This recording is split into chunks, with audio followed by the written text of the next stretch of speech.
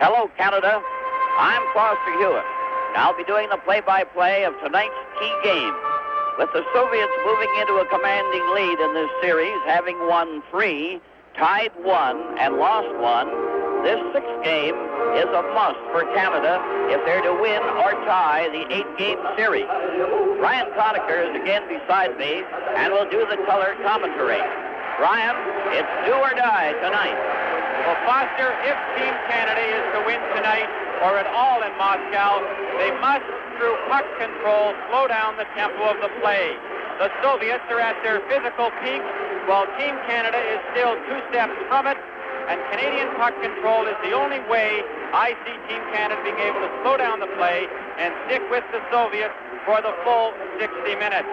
And Foster, there's no way that Team Canada isn't getting support like they've never had before, even across Canada. 3,000 Canadian people over here are making more noise than 20,000 back home. Really, this is really a thrill again tonight, because I thought the first game here, the crowd was tremendous, but the Canadian contingent really outdid themselves on this occasion. They really almost had the lights popped. International hockey match between Team Canada and the Soviet Union is declared open.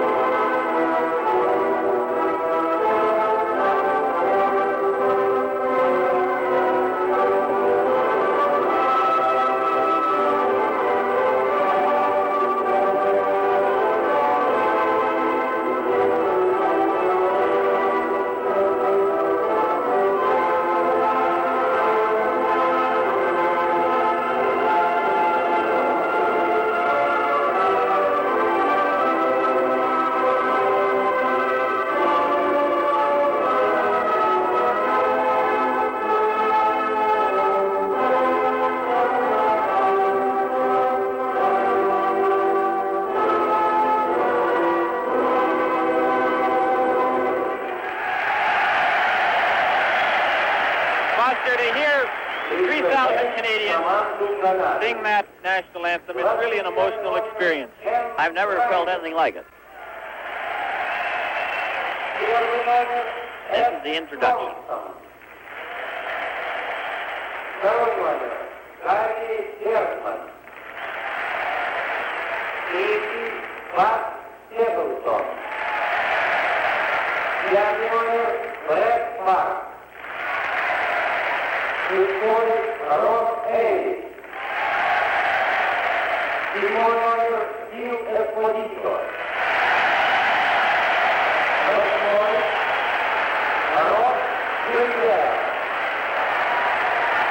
I see.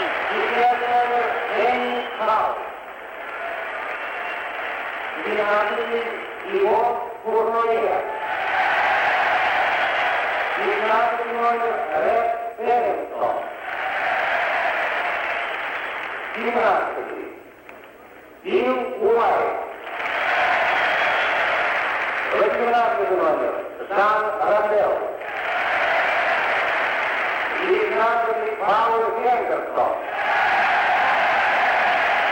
20 номер Стив Макарий. 22 Жан-Пауль Байбе. 23 номер Серж Сава. 25 Киев Лобой. 28 номер Оси Мак. Капитан команды Сил Эспозито, тренеры Гарри Силтон и Джон Фергюсон. I see Phil Esposito, when he took his bow, had to use the boards for some assistance. Safety first.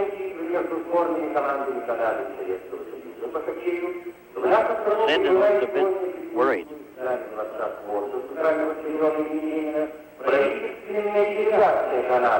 Во главе с почетным сенатором, министром правительства Канады господином Артуром Лэндом. Ladies and gentlemen, we are pleased to welcome here tonight a Canadian government delegation headed by Honorable Senator, Minister of Veteran Affairs, Mr. Arthur Lane. Представляем команду Советского Союза. 20 номер Владислав Ильяк. 26 Александр Пашков. 3 номер Владимир Мущенко. 5 Александр Рагулин. 6 номер Валерий Васильев. 7 Геннадий Пирогов. 10 номер Александр Мальцев. 12 Борис Михайлов. 14 номер Юрий Наталов. 15 Александр Якушев. 16 Владимир Петров. 17 номер Валерий Назаров. 18 Владимир Якулов. 19 номер Владимир Шадрин. 22 Вячеслав Анисин. 23 Юрий Лебедев. 24 Александр Подумов. 25 номер Юрий Яшин. 30 Александр Волчков. Капитан команды Александр Рагулин, тренеры Всеволод Михайлович Лавров и Борис Павлович Булавин.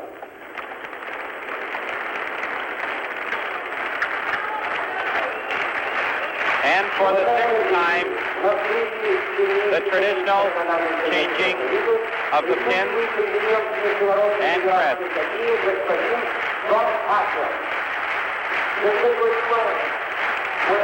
This is Game 6 of the Canada-Soviet Series from Moscow.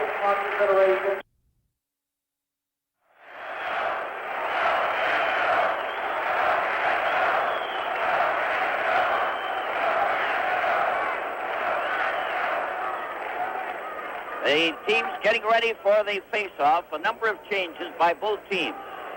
Canada has changed 4 players. They've dropped Frank Mahovlich, Gilbert Perrault, who was dropped and then went home, Tony Esposito, and Rod Sealing. They'll be replaced by Ken Dryden in goal, Hull, Savard, and Berenson. The line of Maltsev, Harlamov, and Mikulov will start for the Soviets. Clark, Henderson, and Ellis for Canada. The Soviets get the draw. Mikulov went in too slowly there and allowed his teammate to cross and make it offside. Plus, to the Soviets, they've added 5 players. A new line of Bodnov, Anderson, and Lebedev.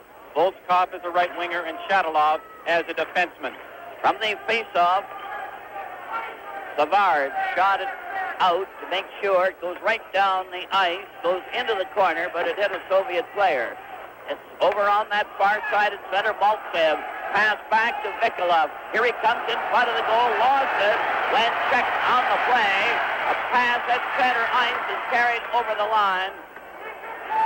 And the Soviet Harlamov was boarded on that play. and the play was stopped as the puck went over the board into the crowd. Paul Henderson gave a very effective check to the Soviet right winger there. As opposed to trying to run him right out of the rink, he pinned him against the boards, took him out of the play, and then went after the puck. And this will be all important, Foster, over 60 minutes. They definitely don't want to tire themselves out trying to run at the Soviet players. They have to make the clean check and then get back into the play. Bill Esposito is now going to center ice for Canada. Barnoyer is on the right wing as Park and Bergman take over on the defense. Parisi is on the left wing. Dryden in goal for Canada. They're in the early moments of the first period. No score in the game as the Canadians take it in back to their own goal. Playing a little safely here. A long pass by Park. Goes to center ice and is grabbed off and knocked right back to center ice as Volskov, the new player for the Soviets, had a chance. Now Luchenko moves up, driving it in and back of the goal. One of the few times they've got rid of the puck. A roller off the board as Barnoyer failing to get away. The African took a long shot and Dryden was hot on that one. Down that far wing, Canada attacking in on goal. Park trying to fight his way through. The Afghan is jumped by Park when he went after him. Looks as if this is going to be a rough game. Again, the Soviet player went down. Yakushev is starting out on the left wing. He's one of their stars. He's carried in on the board. Shadron is bumped against the board. This is going to be a different game. The Canadians are coming out really hitting, and the fans are starting to whistle. The Afghan, the defense player, ahead to Yakushev. He lost it. Bergman bringing it back at center for Canada. Couldn't get over there. Bumped into Vasiliev and knocked him flying. How they're really hitting. The Canadian team has come out right off the bat. A long forward pass. Bill White broke it up. Slides back to Bergman. Bergman lobs it, but not out when it was stopped by Bodnov. That's their kid line out there, but they're changing again. Shadloff on the defense with Vasiliev. Vasiliev played it to the blue line. Kid line move up at center. And the puck went loose and is up to the blue line, but not out. And the Canadian team didn't clear out of that play. Now Bill White cleared that pass, overskated the puck, shot it to the left wing. Lebedev couldn't stop his man, but they knocked that puck over the line. Bill White going in for it, playing it back into the opposite corner. Shot on the side and out to center ice. Lebedev trying to go in, was stopped as they made a run at him. Now Bodnov gets that puck back to the blue line where Rattel broke it up. Gilbert was on the right wing. As they clear in, Dennis Hull is on that left side, number 10. Dennis Hull is given a jolt on the board, clearing it over on this side.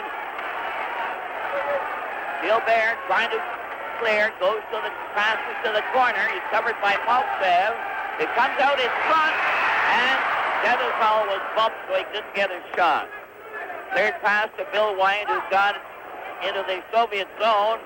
It hit the Canadian player, and the Soviets are trying to get that puck out. Shadloff, one of the new defense players, ahead to Vikolov. Vikolov with Harlamov trailing, goes into the corner. He's bumped by Bergman. Henderson rushing back again, comes on the ice.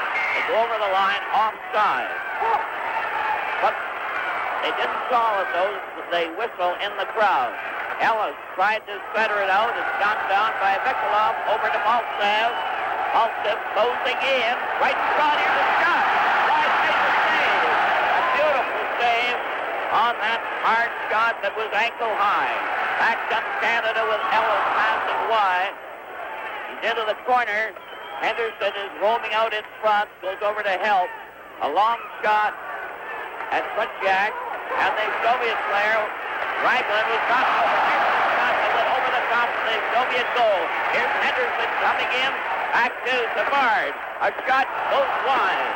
It's over on the far wing. Henderson still trying to get it out as the Canadian team put the pressure on. A long shot right in front of the goal. Allen fired wide. Went left uncovered in front of the net. Harlamov got it out to center ice to Vikolov. Nikolov took his shot. Right. Playing a hot hand, grabbed that one and cleared it to the side. Canadians did go right in front of their own goal. Knock it on the boards. It's shot out to the Soviet zone, and it's called for icing. They don't score in the game, and they played about 5 minutes and 30 seconds. This is Game 6 of the Canada-Soviet series from Moscow.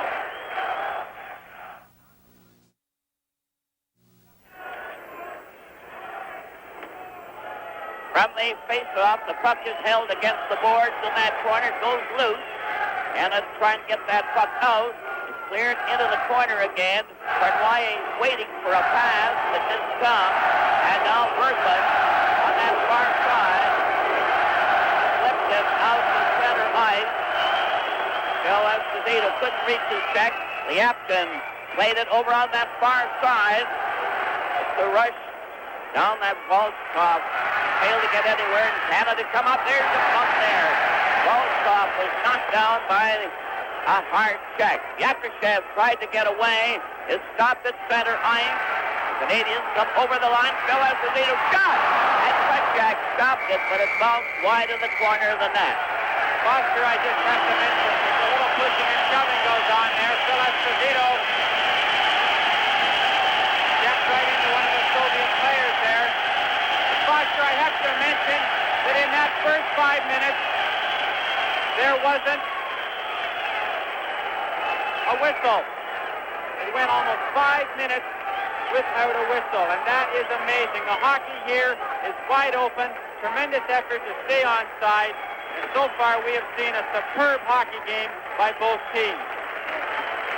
Patel is going to face off for Canada, but they're bringing back the face-off outside the Soviet blue line. The Soviets are to our right, Canada to the left. Don't score in the game, and plenty of hard hitting.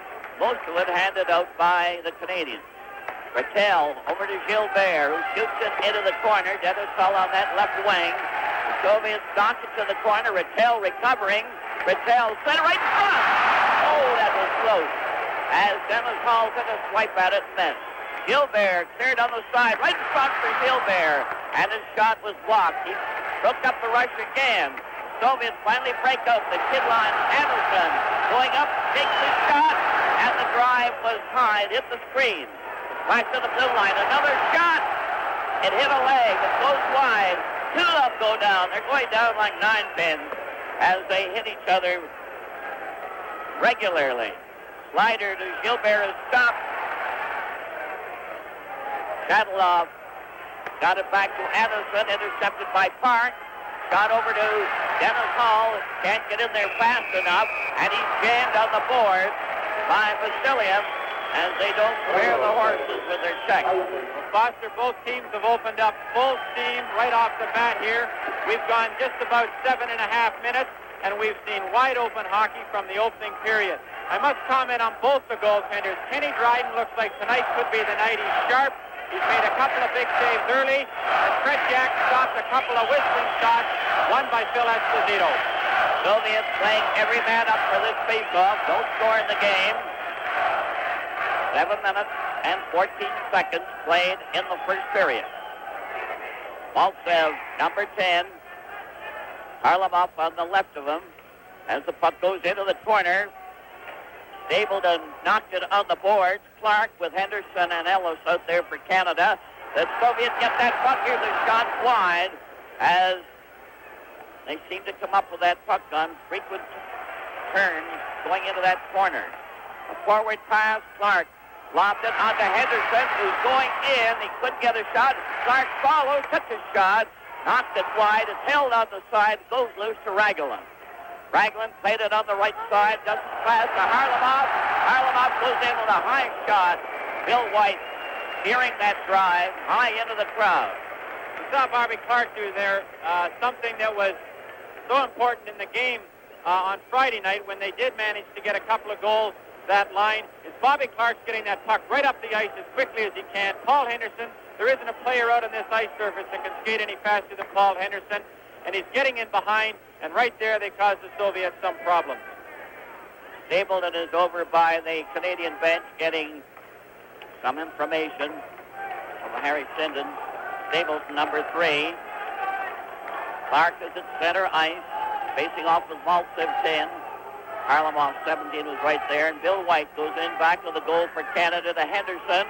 Henderson on the left side, cleared to Clark. Over to Bill White, a long shot wide. The Gansov goes into the corner, is bumped by Henderson, and then lost the puck to Clark to Henderson, and the drive went across the open goal. Down the left side for Maltsev. Over the line, closing in as they back in on a right, but the shot didn't occur. Now Raglan, number 5, passed it back to the net, out in front to the blue line. Here's the shot, and again Dryden grabbed that one and held it for a face-off. There's nearly a mix-up right in front of the Canadian goal. Dryden did the smart thing there, Foster. The Canadian team was running around just a little bit in their end. They were getting a little scrambly. I think he anticipated this. He just said, the best thing for me to do is trap the puck, kill the play.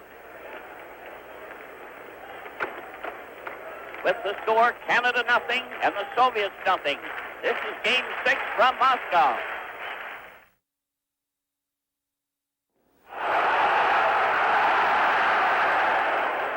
A shot goes wide, is still in the Canadian zone. Canada get that puck out.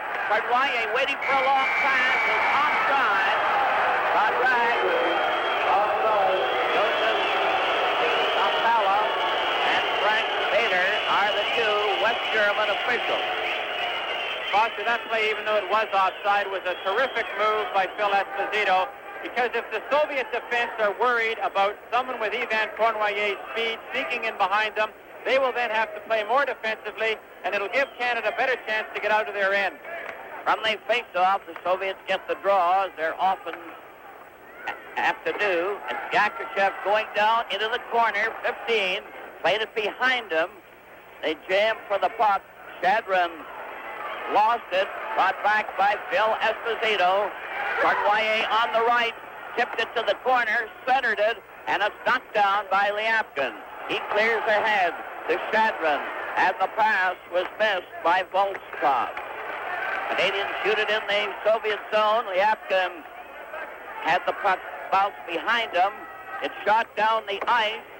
It's going right down over the line, and will be called for icing, and the Soviets will take advantage to make a change of players, and they send their kid line out there with Anderson, Lebedev, and Bodnov. Soviets have to be very confident going into this game because they've dropped two of their most experienced defensemen, number 2 Gusev and number 4 Kuskin, who is one of the real team leaders of the Soviet squad, and they've come back with a lot of their younger players, Shadalov, Bodnev, Anderson, and Lebedev. They're all 21 years old. Red Berenson is now at center ice for Canada, and Peter Mahovlich on the left wing, Gilbert on the right. Park is back there with Bergman. Dryden in goal as the puck goes to the side. From the corners, Gilbert shot it to center to Red Berenson. Berenson is skated off by Anderson, 22, who recovered the puck, tried to clear it out. Gilbert shoots it right back. Red Berenson missed it. Into the corner for Vasiliev. Mahovlich covered him, but didn't stop him.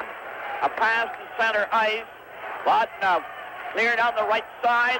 The puck is loose. Anderson waiting for a pass, and it didn't arrive. And there's going to be a penalty against Canada on that play for tripping. And Bergman is going to get the call. With the score, Canada nothing and the Soviets nothing. This is Game 6 from Moscow. Bergman gets the first penalty of the game for tripping at 10:21. The Soviets will have the odd man advantage as Canada with Peter Mahovlich dragged the puck at the Soviet line. Partially stopped, cleared it back to Stapleton, over to Park. Park then shoots it down the ice. Red Berenson out there as Peter Mahovlich is replaced by Ellis. Now Harlamov on the left wing, 17, gets away, passes in front, and Maltsev's shot was dead on. Dryden making a great save. Soviets trying to keep it up. Break for Canada to center ice. Ellen took a high shot after recovering the puck. Harlamov plays four-man rush for the Soviets. The pass goes over on the left side. Luchenko, number 3, passes to the other defense, Gantov. Into the corner. It's shot over on this wing to Maltsev, who missed it. Maltsev now has it again. Takes a shot. It hit Park. Here he passed right in front of his own net. He passed instead of shooting, and Canada recovers. There's a break down the far side. Stapleton went racing after a pass from Red Berenson, but was called on the outside, and Berkman nearly jumped over the board, waving a towel there at that decision. Berkman is really red hot, as you noticed. Foster, I think those referees might have realized that if you go back in international hockey, you're allowed to ice the puck. With the score, Canada nothing and the Soviets nothing. This is Game 6 from Moscow.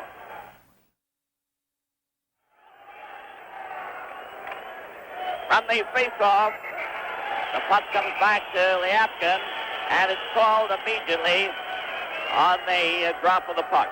As I was saying, Foster, in international hockey, I think what the mistake was there is that you are allowed to ice the puck on a penalty.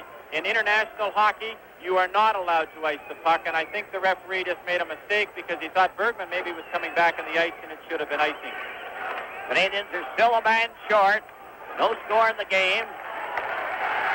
8:05 left in the first period as the puck goes in back to the Soviet zone. They're trying to regroup, led by Luchenko with a long pass over on that right wing. It's back to Volskov, who gets it to Lyapkin. A shot is right in front of the goal. A scramble.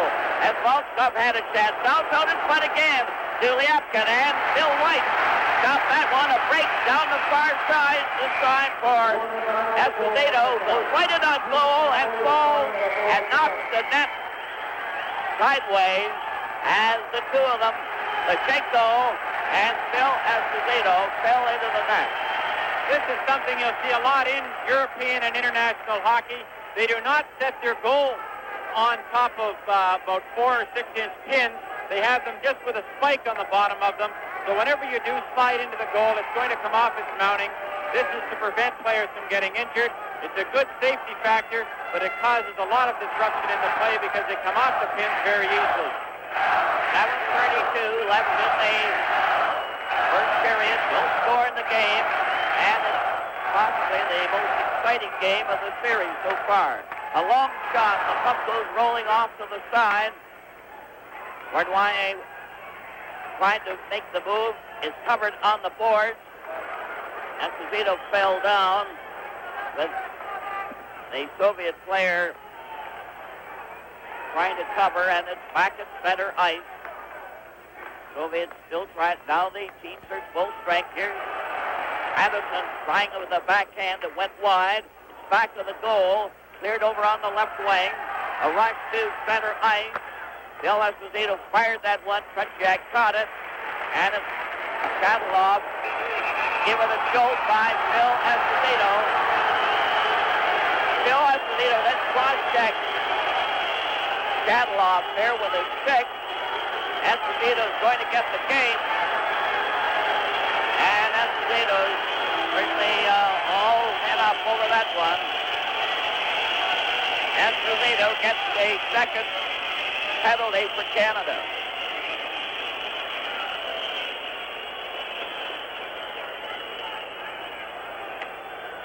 Esposito going over to the penalty box.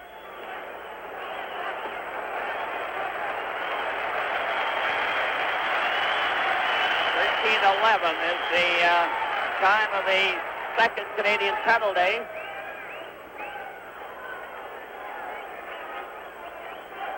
Mahovlich and Savard are over there getting the last word on the penalty. Whether there was a misconduct or not, it was hard to say. It looks as if some of the fans may be ejected over there for some of the strenuous efforts that are going on. I note the police over there, over by the penalty box. There's Bill Esposito. In the meantime,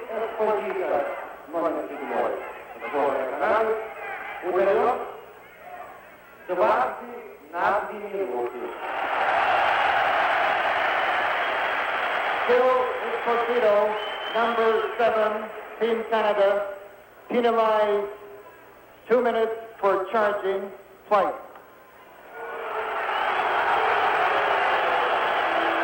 a double charging penalty, two-minute penalties, I assume, and said twice anyway.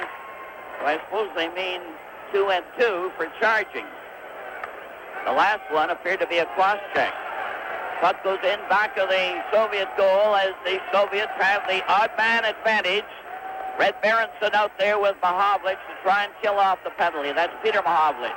Maltsev going into the corner, back of the Canadian. That's centered in front. Harlamov had a shot that was blocked. He's trying it again. Harlamov trying to draw his check. It bounced off the skate and is shot down the ice. Kutchiak went out to get it. Luchenko turns in the corner. Pass to Maltsev. It hit him. Recovered at the blue line. Vasiliev made a rink-wide pass on the right boards. It was offside as that right winger was over the blue line ahead of the pass. Coming up in the first period intermission, Foster, we're going to see how our picture and sound gets from Moscow back to you Canadian people. Johnny Esau will talk with one of the hockey wives, and Howie Meeker, of course, will be along to analyze the play. From the face-off, the puck comes back to Harlamov, back to his defenseman, who cleared to Luchenko, 3, then back to Vikolov in front of his own net. Berenson watching him, gunning up with a pass that goes to the Canadian defense, and they tap it out at center ice. Another try. Vasiliev, then Maltsev passes on that left wing to Vikolov to Harlamov. A rink-wide pass to the other side. It's Vikolov coming from the wing. Pass to one side of the net. It was checked. Maltsev goes back to the goal. Harlamov back with his pass. Was blocked by Savard. Savard lobbed it. It's not out. Luchenko stopping it. Mahovlich finally dug it out to center ice. And the Soviets come right back, only to have Lapointe break it up, clearing on the left side, with Berenson unable to get through. On that far wing, the puck is left there in the Soviet zone. Soviets on the move, clearing a pass to Luchenko, stopped by Clark, who digs it back to his defense. Savard and Lapointe are ragging that puck. Savard goes in front of his own net, cut back again, breaks out at center ice, hanging on to that puck. Shadron finally scooped it over to that open side. Vasiliev went after it. A forward pass to Shadron. Shadron gets it over to Lyapkin. Back again to Volkov, closing in with a backhand that hit the Canadian player Lapointe. Back to the blue line. Here's a pass. Lyapkin shoots. And it's knocked down. And he broke his stick, and part of it went right into the crowd. It's shot over on the far side. 4:02 left in the period. No score in the game, and Canada have had 2 penalties.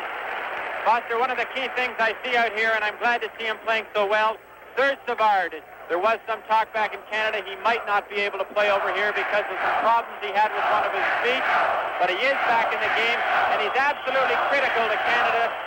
Type of play they'll have to play tonight because he can control the puck.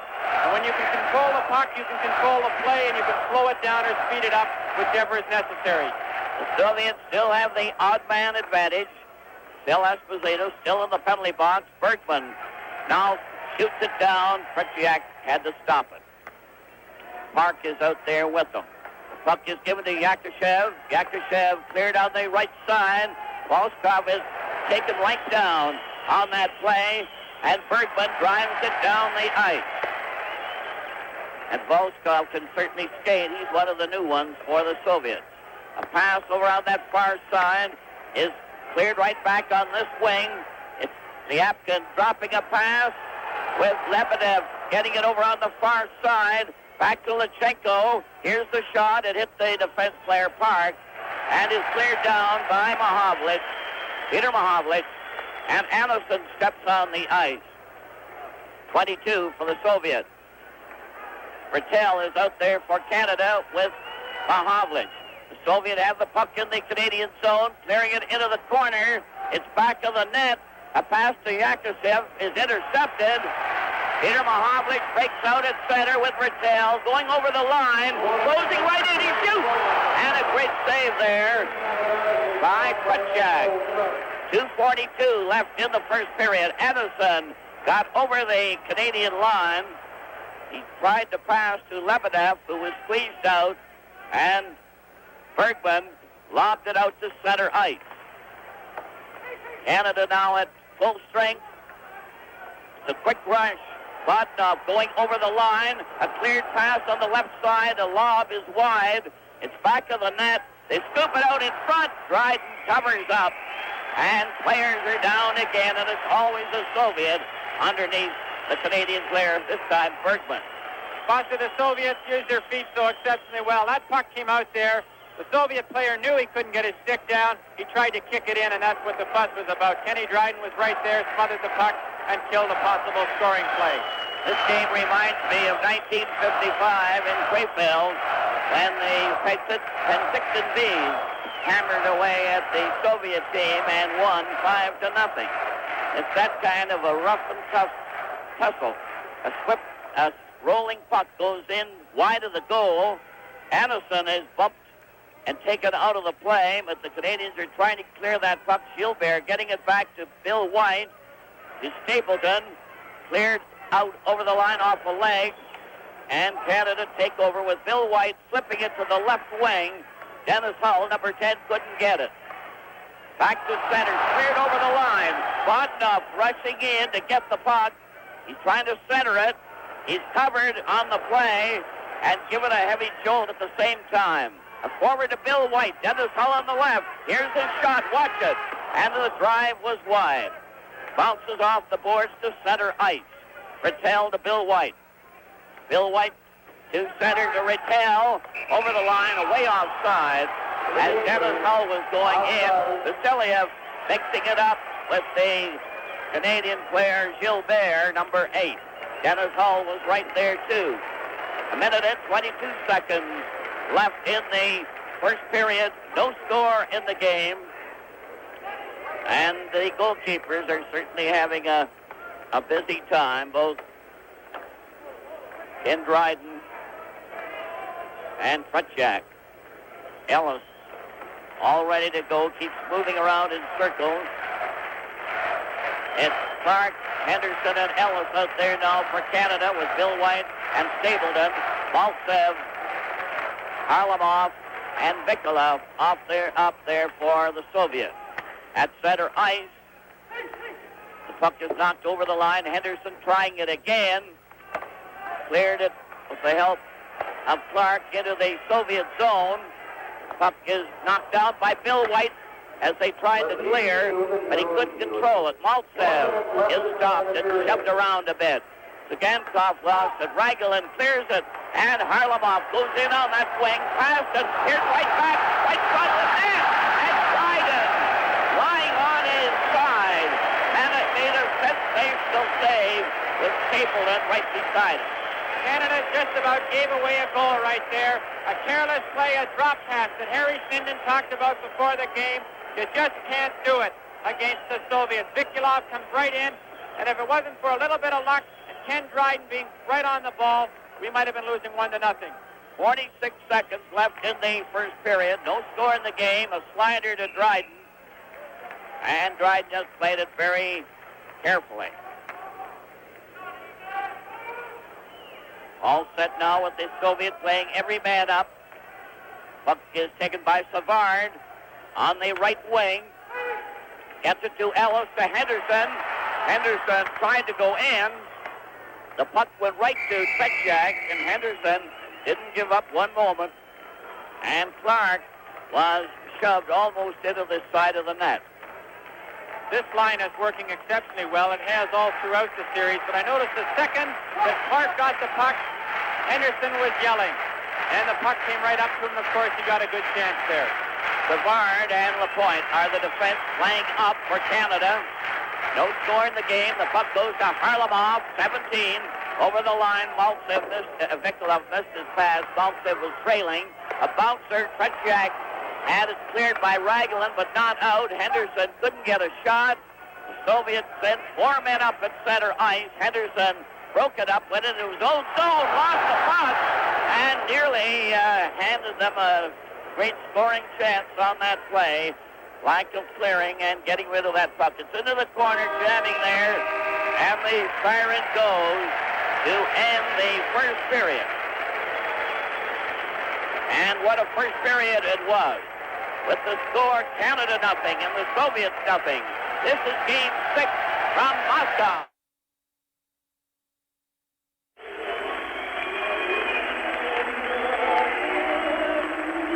All set now with the teams warming up very quickly for the start of the second period. And it'll be questionable whether the Canadian team will carry on the heavy hitting or decide to try and do a little finesse going in on that Soviet defense. Foster, the key to this game, to me, I still have to believe, is puck control. And although Team Canada played an excellent first period, the heavy hitting might tell over 60 minutes. I hope not, but it could happen that way. So Team Canada, the body's been very effective so far. I just hope it doesn't take its toll as the game progresses. But the Canadian team have suffered as a result of those heavy checks. They've had actually 3 penalties, 2 to Esposito on the same call, and Bergman, who was put off for tripping, and Esposito, a double minor for charging. And there was no doubt that Esposito had defeated the Soviet player rather roughly, but it seemed more of a question of a cross-check rather than charging. And charging first, there's no doubt about that. There's a look at one of the young players who was inserted into the lineup for tonight's game, number 30, Volskov. The Soviets certainly haven't, Foster, been hesitant to use any and all the players they have on their 35-man roster. They've changed them all around. They've gone with young players, old players, and then they've mixed up lines even. Well, the Soviets are going to start off with Yakushev, Shadrin, and Volskov. He's the new addition to this line. He's number 30, and he's quite a speedster.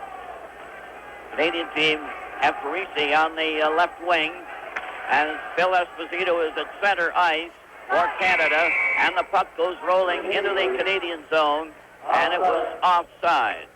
So the face-off will be at the Canadian blue line. Phil Esposito will take it with Shadrin.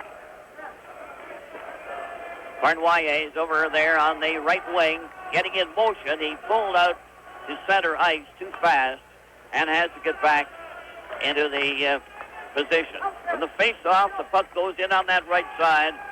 Savard on that wing with Lapointe on the defense. Puck rolls towards the Canadian goal. It's knocked into the corner. Shot over on the wing. Here's Lutsenko getting a chance, and the drive was high and wide. Cornwallier for Canada made a rink-wide pass. Parisi is rushing in to get in and didn't get up there in time. The one thing you might have noticed on that play is that at the back of the boards here around the end zone of the rink, it is not glass, it is a netting.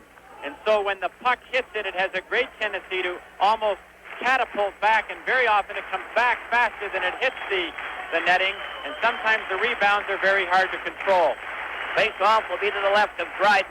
No score in the game. Early moments of the second period. And Lapointe goes back to the Canadian goal. Shot it on the boards, but not out. Shadrin passed to the corner. They're working in back of the goal. Blocked by Phil Esposito, but not cleared out. Liapkin shoots it into the corner. It's Lapointe recovering for Canada. Passing ahead on the left wing. Parisi comes down the left side. Left the puck. Here's Cornwallier's shot. It hit a leg. A 3-man break for the Soviets. 2-on-1.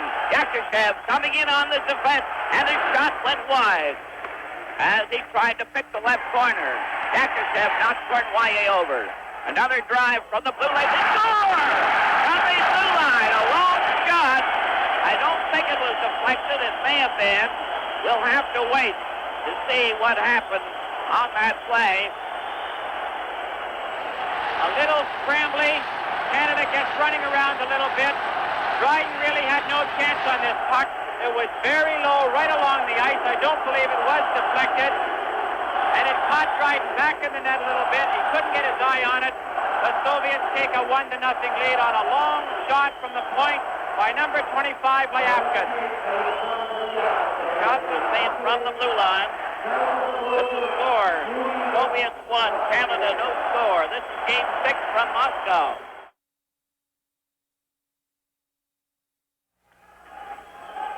The goal was scored by Lyapkin, the defense player who fired it from the blue line. Yakushev got credit for the assist as he played it back to him. It was a long shot that eluded Dryden and gives the Soviet Union a 1-0 lead. Now then the Canadian team come closing in. Tretiak stopped that one, and then the puck was hit with a high stick by the Canadian player, and it was called as a result. That type of goal on a goaltender is a real nightmare, Foster, because what a goaltender hopes will happen on a situation like that is he's quite ready to handle the shot from the point, but he wants the traffic cleared out from in front of him so he can get his eyes on it, and I don't believe Dryden never had a chance on that. It was a long shot, about 50 feet, and from the left side, and no one really deflected it. It just went right into the corner. Yakushev got credit for the assist and really made the play possible. It was a long shot. The Canadian player was covered in the corner there. There's going to be a penalty call on that one. Here's a high sticking duel here with Clark getting ready. And nothing developed. Gantzoff was in on that with them. 17:51 left in the second period. 1-0 for the Soviets.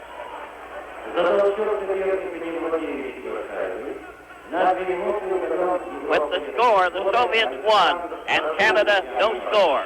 This is game 6 from Moscow.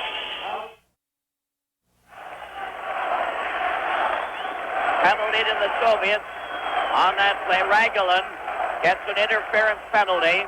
Ragulin off for the Soviets, and that's the first Soviet penalty of the game. We have 2:09 played of the second period.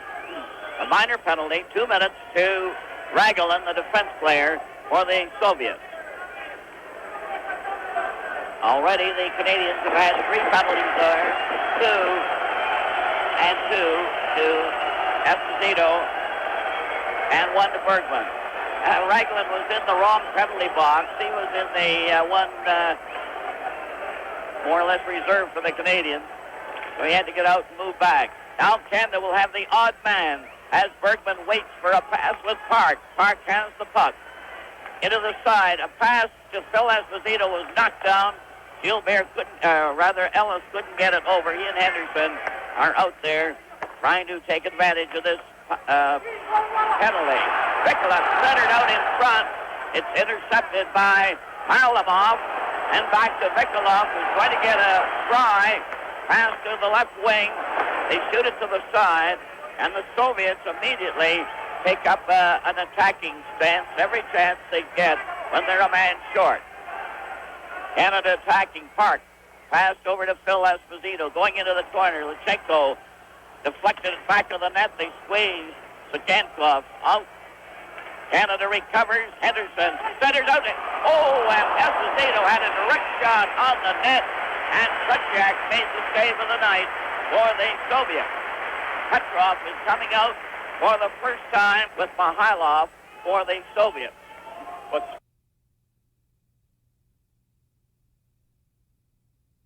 Phil Esposito was parked in his favorite spot, 15-20 feet out, right in the slot area. He let a good shot go. He got good wood on it, and Tretiak was there to beat him once again. We see Ragulin in the penalty box, and of course, that is the Russian script over the picture. Ready for the face-off. Back to the blue line. Park pass to the boards on that far wing. Ellis trying to get that puck out from the corner. Esposito waiting for the pass. He tried to deflect it. It went wide. From the corner, they couldn't shoot it away. Canada with Henderson getting it over to Park on the far side. Park coming in with a pass, lost it.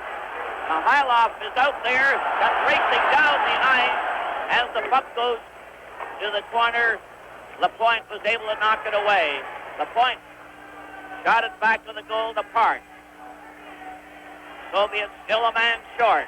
Hyloff is out there for the first time with Petrov. Puck is shot right in back of the Soviet goal. Cleared out on the right side. A race for it. Dryden comes out of his net. Goes back to the goal. Park is chased into the corner. Petrov stopped him. And the Canadian team failed to get past center ice. Esposito let that puck go loose. It's into the corner for Lapointe. Back over on the corner as Canada starts moving slowly up to the blue line. Some real good forechecking by the Soviets. Dennis Hull, number 10 for Canada, nearly lost it there. He did. It goes loose and Dryden shot it against the boards. The Canadian team break out. A pass to Dennis Hull on the left wing. Phil Esposito couldn't get a try as it's intercepted. Shot over on the wing, and Park failed to block his man. He blocked the man, but had to go back after the puck. Park shot it out and down the ice. The Apkin goes into the corner to shoot it out. Yakushev pass. Here's Chadron passing back, and he stopped. Down for Gilbert at center.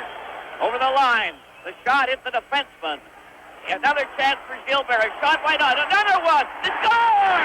Canada has tied it up. Patel was in on that. Canada tying the score from a scramble, and Phil Esposito was right in on top of the goalkeeper. I believe it's Dennis Hull who gets the goal here, and he picks the rebound right out of the air, throws it right up on the top of the net. A beautiful goal by Dennis Hull, who stood right in the right position. He anticipated the rebound and came out to it. He picked it out of the air and batted it into the top of the net. Canada's right back into the game. We can see this developing out of the end zone. Rod Gilbert, good puck control up the right-hand side. His shot is blocked. Now, Hull comes out of nowhere, throws it up top. Good goal for Canada. They're underway again at center ice. Soviet at full strength. A 1-all tie. As they jam against the boards, Dennis Hull getting credit for the goal. Phil Esposito was lying on the goalkeeper. Now a break at center ice. Bartloye goes tearing after it. Goes into the corner. Pass right front. And the Canadian player fell as he tried to get the pass. Down for Lebedev. Over on the left side, a shot and Dryden knocked that down. Bartloye playing it over on the wing to Red Berenson. His pass is intercepted. Pat Stapleton shoots it up at center ice. And it's recovered by Lebedev, who's stopped by Red Berenson. Parisi to Red Berenson. Going back to the net.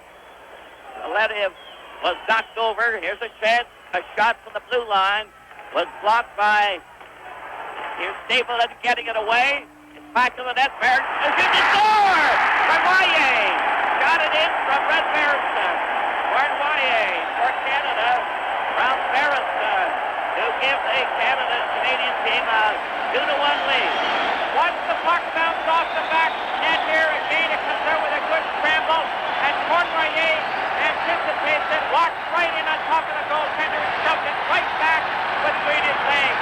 Now watch this high shot. It comes up from the point right in Stapleton, hits the backboard, right out in front. Red Berenson gave it to Cornoyer. He fired it right between Tretiak's legs. Canada now leads 2-1. Two fairly fast goals, Dennis Hull and then Cordoyer and Berenson.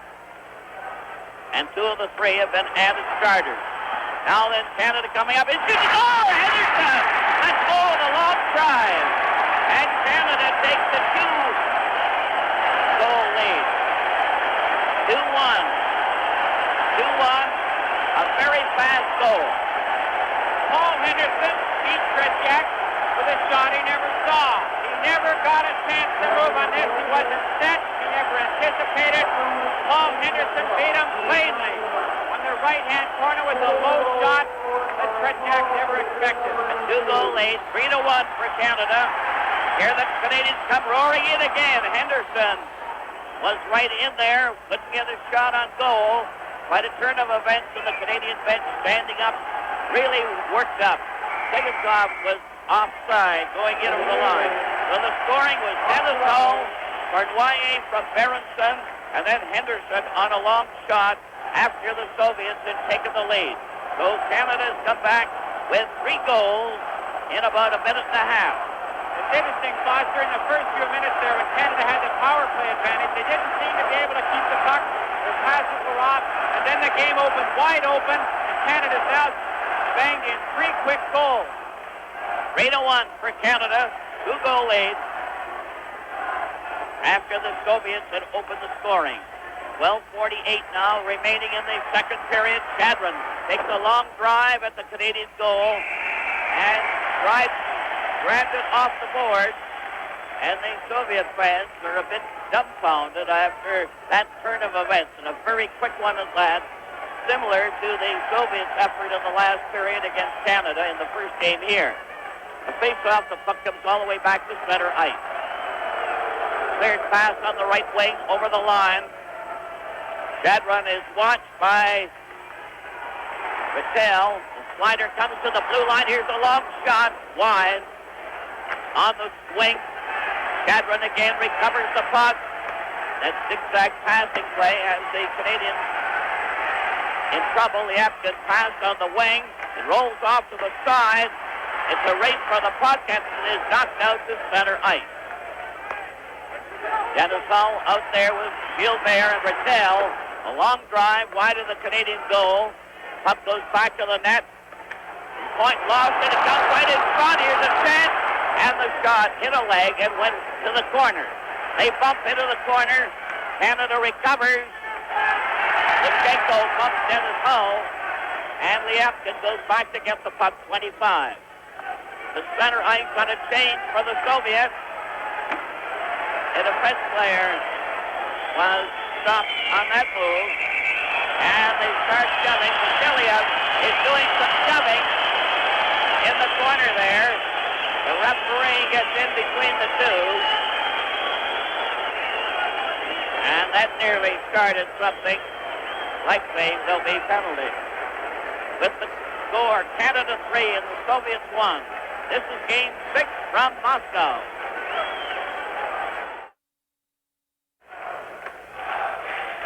They're getting ready for the face-off of friendly to each team.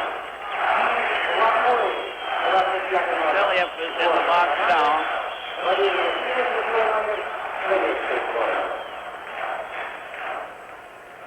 Team report, number 25, Team Canada, 2 minutes for Lumley. The point of Vasiliev off together, and they'll play 5 aside. 3-1 for Canada in this second period. 11:17 left in the period. The puck is into the corner. Sagankov shoots it back of the goal, goes after it. Number 7 played it up to the blue line to center ice. Anderson tried to go in, lost it. Bill Esposito comes right back with a long pass. It's a backhand to Cornwallis, and it's called on the offside. And the crowd are getting a bit frantic on some of these calls, but they're fairly close. We might mention here that when the Soviets don't like something over in Europe here, all over Europe and the Soviet Union, they whistle, and it can get sometimes so shrill you can hardly hear yourself think. It's certainly very penetrating, and it makes a terrific droning noise. There's Bergman, number 2 for Canada. And Clark is going out there with Henderson to try and kill off this penalty, along with there's 5 aside.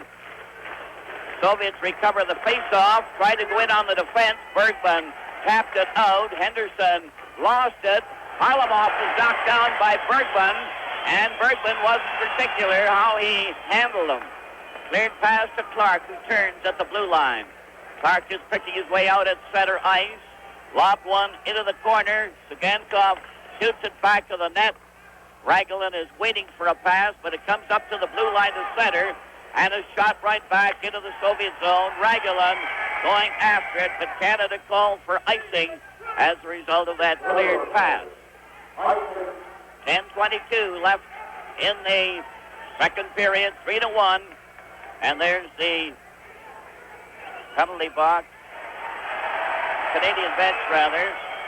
Harry Sinden standing back of it.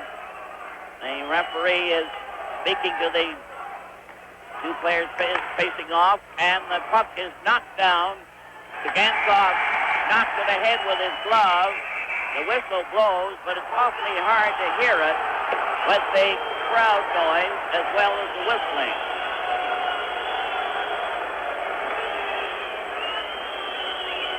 .5:13 was the time of the Dennis Hull goal. 6:21 was the time of the Cornwallis goal from Berenson. And 6:36 was the Henderson goal. Dennis Hull goal was unassisted, as was Henderson's, which was a fairly long shot. The Apton scored from Yakushev for the Soviets, the first score of the game, and at 2:12, all the scoring in the second period.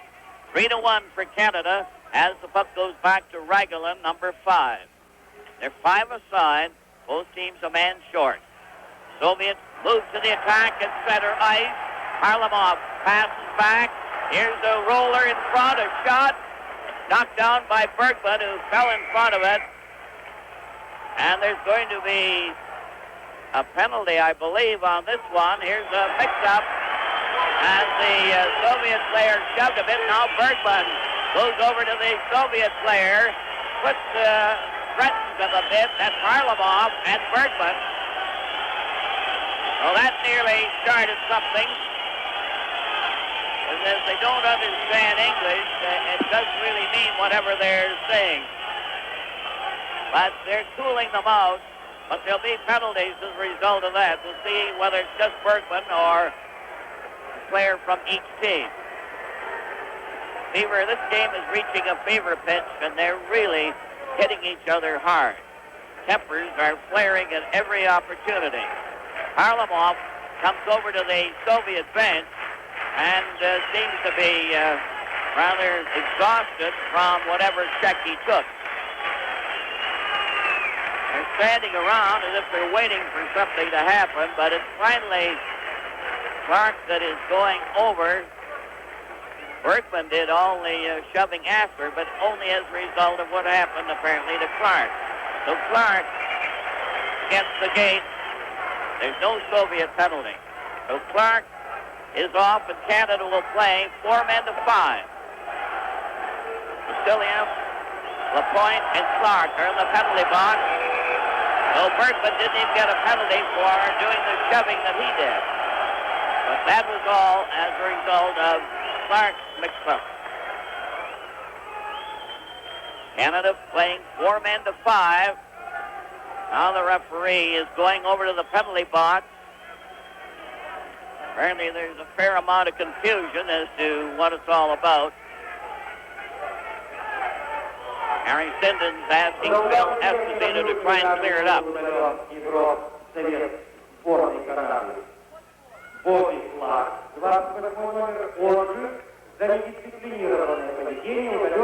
Sure you don't understand that. Number 28, Canada. 2 minutes penalty for clapping, 10 minutes misconduct penalty.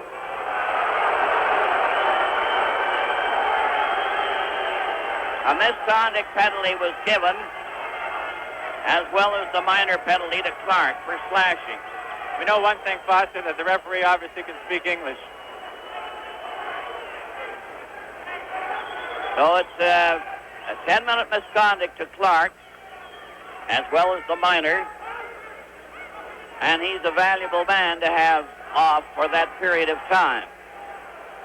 And the Canadian team will have their troubles while they're playing 2 men short. The Soviets won.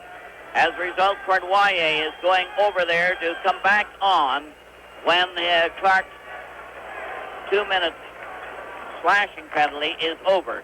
From the face-off, Phil Esposito carries in back of his own goal. The puck is back of the net to Pat Stapleton, who drives it off the boards and down the ice. Zagankov, number 7, going back to get it. Out there with Lachenko. Petrov is on one side. Here's the puck up in center. The Soviets are at full strength. The puck goes to Maltsev. Off to the side. They jam into the corner. The Soviets blocked it. Lachenko's drive went way up into the crowd. Now they're claiming that the Soviet player came on before he should have. The time isn't up. He has seconds left, and that's the result of all this mix-up. They're trying to find out what's going on. And it's Phil Esposito over there at the penalty box, as Canada now 2 men short, the Soviet at full strength. I can only say one thing, Foster, about all of this. From experience, you're wasting your time and a lot of anxiety by trying to argue with the referee. Canada would be better at this stage just to settle down, accept what has happened, and get back in this hockey game, because right now the Soviets are trying to, this is working to their advantage more than it is to the Canadians, if the Canadians are getting upset about these penalties and so on. You can't do anything about it, just play hockey. On the face-off, the puck is shot down the ice. Canada a man short, Soviet at full strength. The misconduct is being served now. Mihailov coming in on the right wing. Petrov is in front. A pass back to the blue line. Zagankov shot was stopped by Red Berenson, who breaks away up over the line. He's ahead. Here's a shot. And Kutchak made a good save on Red Berenson, who made a real bid there for a scoring play. 3-1 for Canada. Canada a man short. The puck is carried in back of the goal.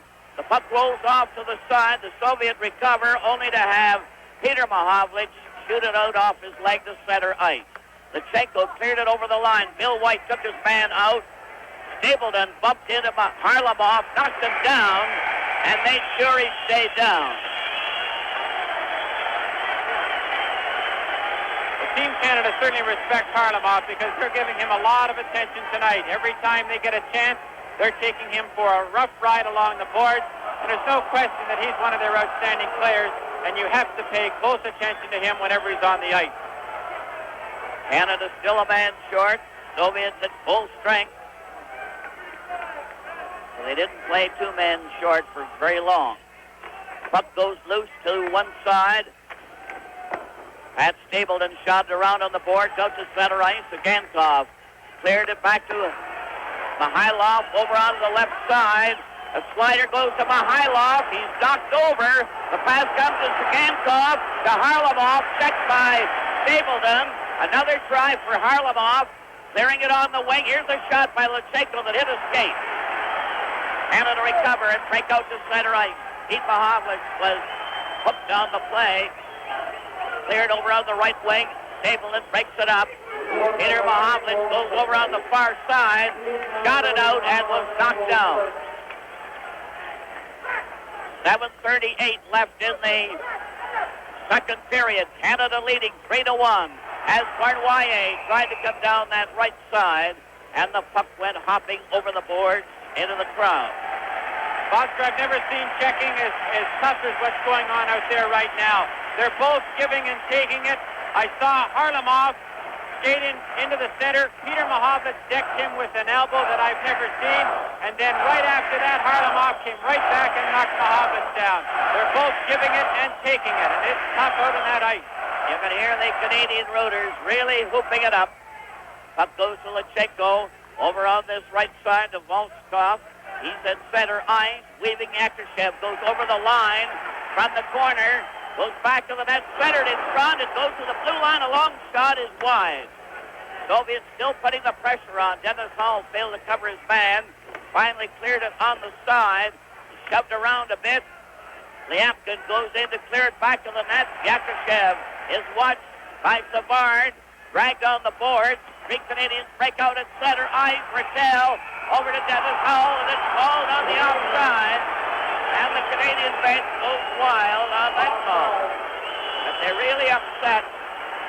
And but the players are going right ahead as if nothing happened. Well, Foster, there's absolutely no way that could have been offside because Jean Rattel was 10 feet over the blue line before he made the pass, and it was after he made the pass that he called Dennis Hall offside. The puck slides to center ice, knocked against the boards. Lechenko failed to get very far. He had a hold of Rattel as he was stopped. Liapkin at the Soviet blue line, pass to Yakushev. He's the dangerous player. Passing on the wing. Here's the shot right on, and Dryden covered up on Volskov's hard drive that was low, and he went down on his knees to cover. More changes. Keep an eye on the Soviet players when they do come in. Volkov had no idea where the puck was. He came up into his feet, but they are so adept with their feet that he brought the puck right up to his stick and then got a good shot on Ken Dryden, who came up with a big save.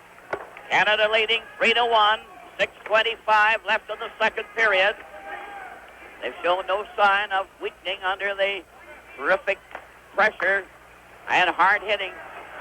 Savard lobbed one back to the Soviet blue line. It's cleared right up the kid line out there. Anderson going in, weaving a bit, centered it, and it's deflected out to center ice. This is that Anderson-Lebedev-Vodnov line.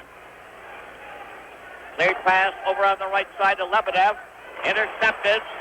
Barnway pass to Phil Esposito, who missed it. It's cleared around back of the goal. Slides back of the net. Vasiliev cleared it out, and Bergman got back. It hit the referee. Phil Esposito covered up, getting it over to Bergman. Bergman going slowly. Lobbed it to center ice. Now it's up over the line. Parisi passed behind him, and Cordwaye had to go back and get it. Cordwaye passed it over the line. It deflected. Recovered by the Soviets with a long pass by Shatilov. Knocked down. Shatilov hasn't seen a great deal of action. A pass to Parisi on this left wing. He fights for it, clearing it around into the corner. It's still in there. Parisi tried to pin his man against the board. Phil Esposito made sure he did, and that ended the play. That was Esposito that put the finishing touches on that play.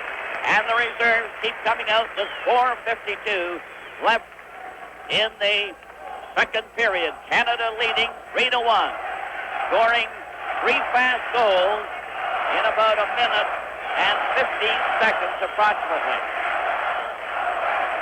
That came after the Soviets had opened the scoring at 2:12. Liapkin from Yakushev. Dennis Hull, Cordwaye, and Henderson scoring for Canada in this second period. Puck is out to the Soviet blue line and center ice. Pat Stapleton cleared it back. Zagankov shot it, and Bill White blocked it. Red Berenson, 15. Weaving, shot it over the line. Goes back to the net, into the corner, and he was bumped into the boards. Red Berenson tried to get it to Henderson after Ellis had bumped his man. The Soviets come down the right wing. Baltsev closing in, a shot, and it bounced off Dryden and went wide of the corner of the net. Zagankov fed it into the corner. They're trying to pass it over onto that far side. Ellis is there to tap it out to Red Berenson. One man back with Henderson. The shot is right on. Tretiak, way out of the net, covered that. Henderson failed to cover his man. Soviets break out to the blue line. Montsev cleared on the right side. Harlamov trying to come in. Was stopped. Goes back to the blue line. A shot. And it dribbled off the leg wide. Bill White coming from the side. Lobbed it over onto the right wing. Ragulin stopped it. And Mikulov is in possession. Number 18. Mikulov took a high dive. And the referee didn't pay any attention. Puck is shot into the corner. The Canadians and the Soviets start changing on the go. 3:20 left in the second period. 3-1 for Canada. Rattel out there with Dennis Hull. And a pass over on this right side. Volkov was partially stopped by Stapleton and dragged down. Zagankov is forced into the corner. The Canadians keep going. Here's a penalty for slashing. And Dennis Howell is going to get the call. Dennis Howell off for slashing. And the Canadians are still walking into penalties. Dennis Howell was slashing on that play. And it's 17:02. Rather, in 17:08, I believe it is. Hard to tell by this clock. Dennis Hall, number 10, Team Canada, still getting penalty for slashing. 17:02, I think it is.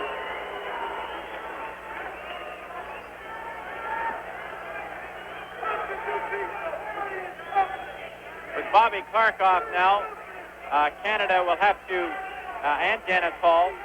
Clark, of course, they're not a man short with Clark off, but there's 2 minutes and 58 seconds left to go in this period, Foster, and Team Canada now will be under a tremendous amount of pressure from the Soviets because they'll want to get back in this game before this period's over. And they face off. Here's a shot deflected. Yakushev recovers. They're getting that pattern play right in front of the goal. They're going to score! It tipped right in there. Looks like Yakushev did the trick. Yakushev puts the Soviet within one goal of Canada by coming in front of the net and scoring on that play with the help of Shadron. That's what happens when you get a penalty against them. They are great opportunists. They came right in off the face-off. They established quick control, and they got one good scoring chance, and they made sure. Partial deflection by Gary Bergman. It went up over his shoulder. Dryden didn't have much of a chance on it because he had already gone down, and it went up into the top of the net. Goal scored by Alexander Yakushev, number 15. Assist by Jimmy Sadley, number 19. Yeah, it's Yakushev from Shadron, making it 3-2 now for Canada. A pass on the left side was offside, and the Canadian bench nearly goes crazy on that call. They're certainly doing some funny work out there, these officials on the offside. Foster, again, I can only emphasize that Team Canada has to relax. They have to stop worrying about it because I can assure them it's not going to change by talking to the referee, and all you're going to do is spend a lot of energy for nothing. Now, John Ferguson's down there.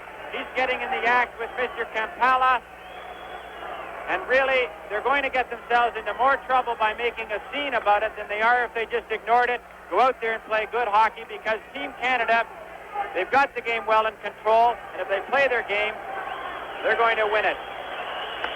Canada leading 3-2. Pumped a shot into the corner. It's still loose. Tournoyer tried to kick it back to the goal. The Soviet trying to get out, failed when Phil Esposito stopped his man. Mikhailov shoots it off and into the corner. Ragulin clears it. Now it looks like a bench penalty. Henderson was yelling at the referee, whatever it was. He obviously said something.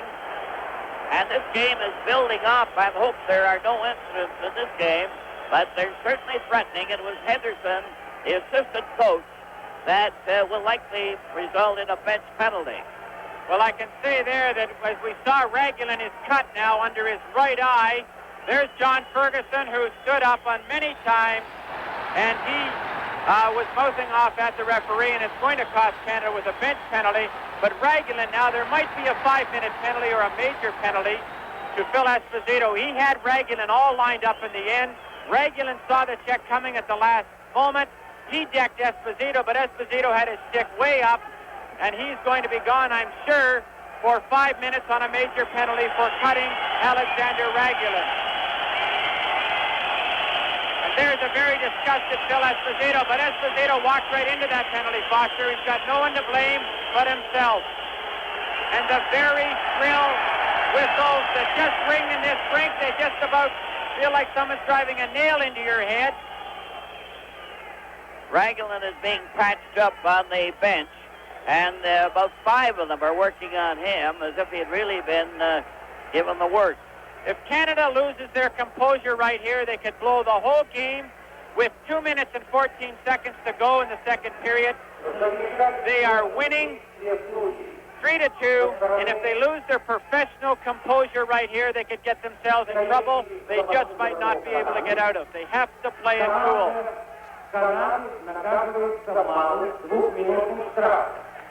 We start off, Foster, with a bench minor.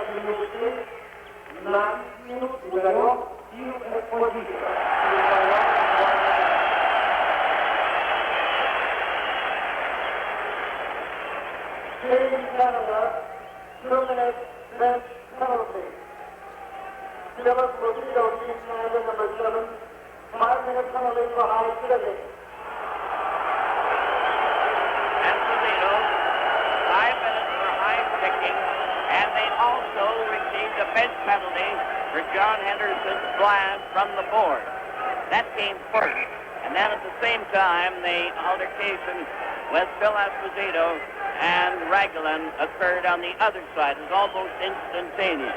There's no way you're going to win with the referee, and the best thing to do is just to stay away from them as much as you can, because they're not going to get a break if they try to intimidate the referee, as John Ferguson tried to do there.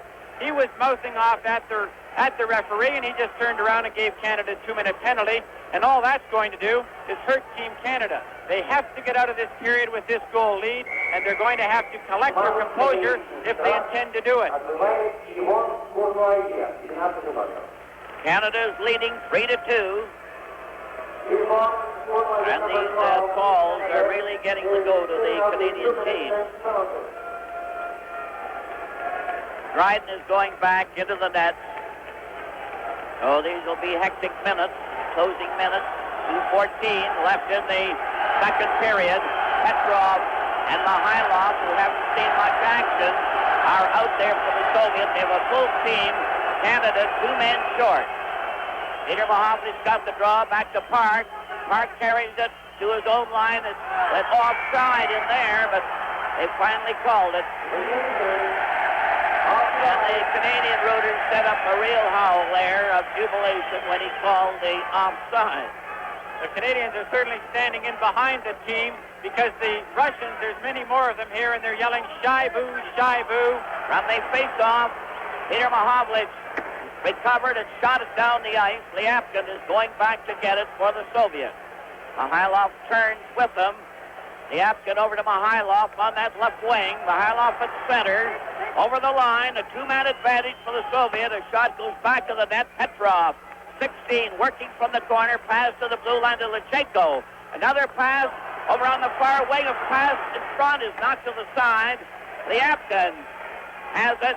Cleared it over to Lechenko. Lechenko faked the shot. Passed it to the wing. Then to the side. A shot right in front. And it hit the side of the net. Shot had gone in the goal, but it hit the side.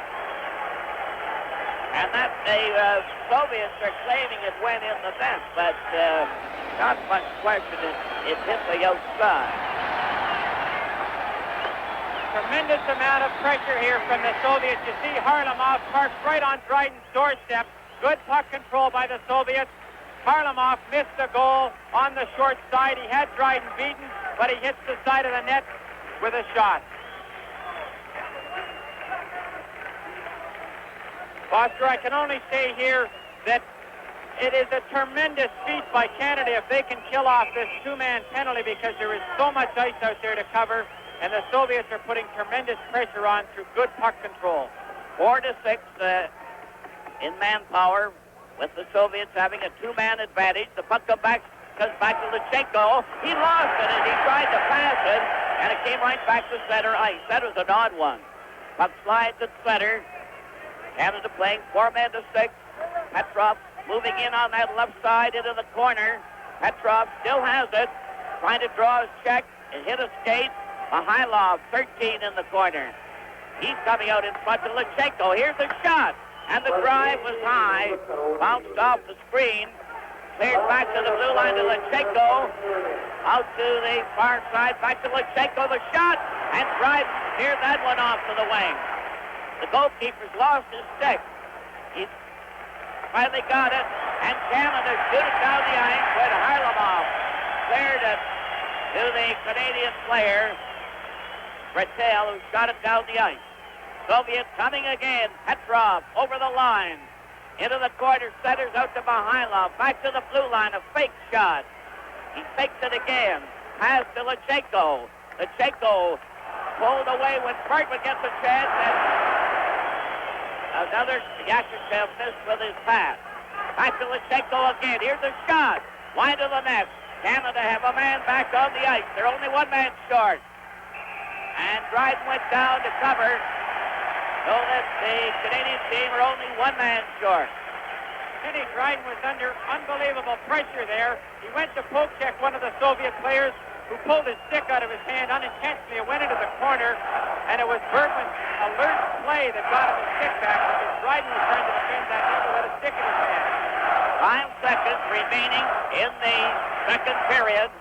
In a torrent struggle here. Canada leading 3-2, but being at the disadvantage many times in this game, playing men short. Petrov ready for the face-off, dropped it, and it's knocked away by Lapointe. The puck goes right down the ice, the siren sounds, and that's the end of a torrent second period of hockey that had just about everything in the book. With the score, Canada 3 and the Soviets 2. This is Game 6 from Moscow. The Soviets are on the ice, but the Canadian team hasn't appeared as yet. There was no scoring in the first period. The Soviets outshot Canada 12-7, and there were 2 penalties to Canada. Bergman and Esposito got a double minor.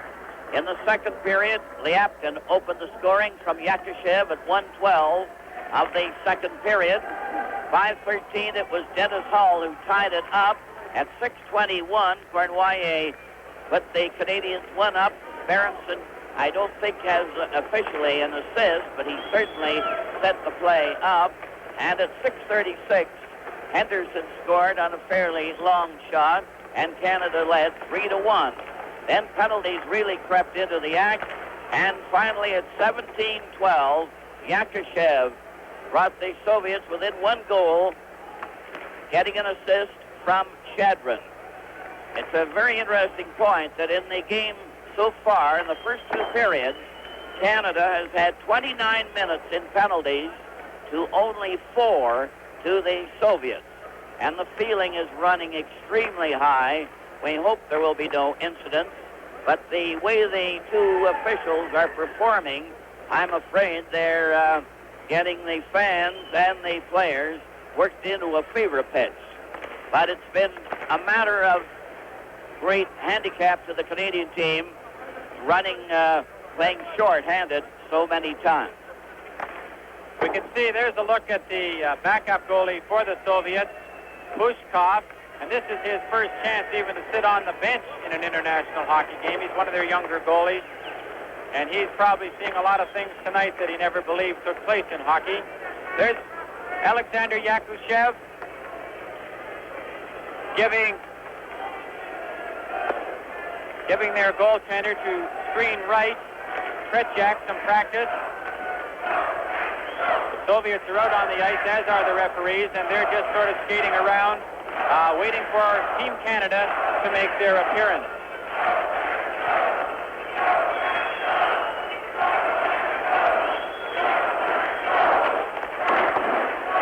With the score, Canada 3 and the Soviets 2. This is Game 6 from Moscow.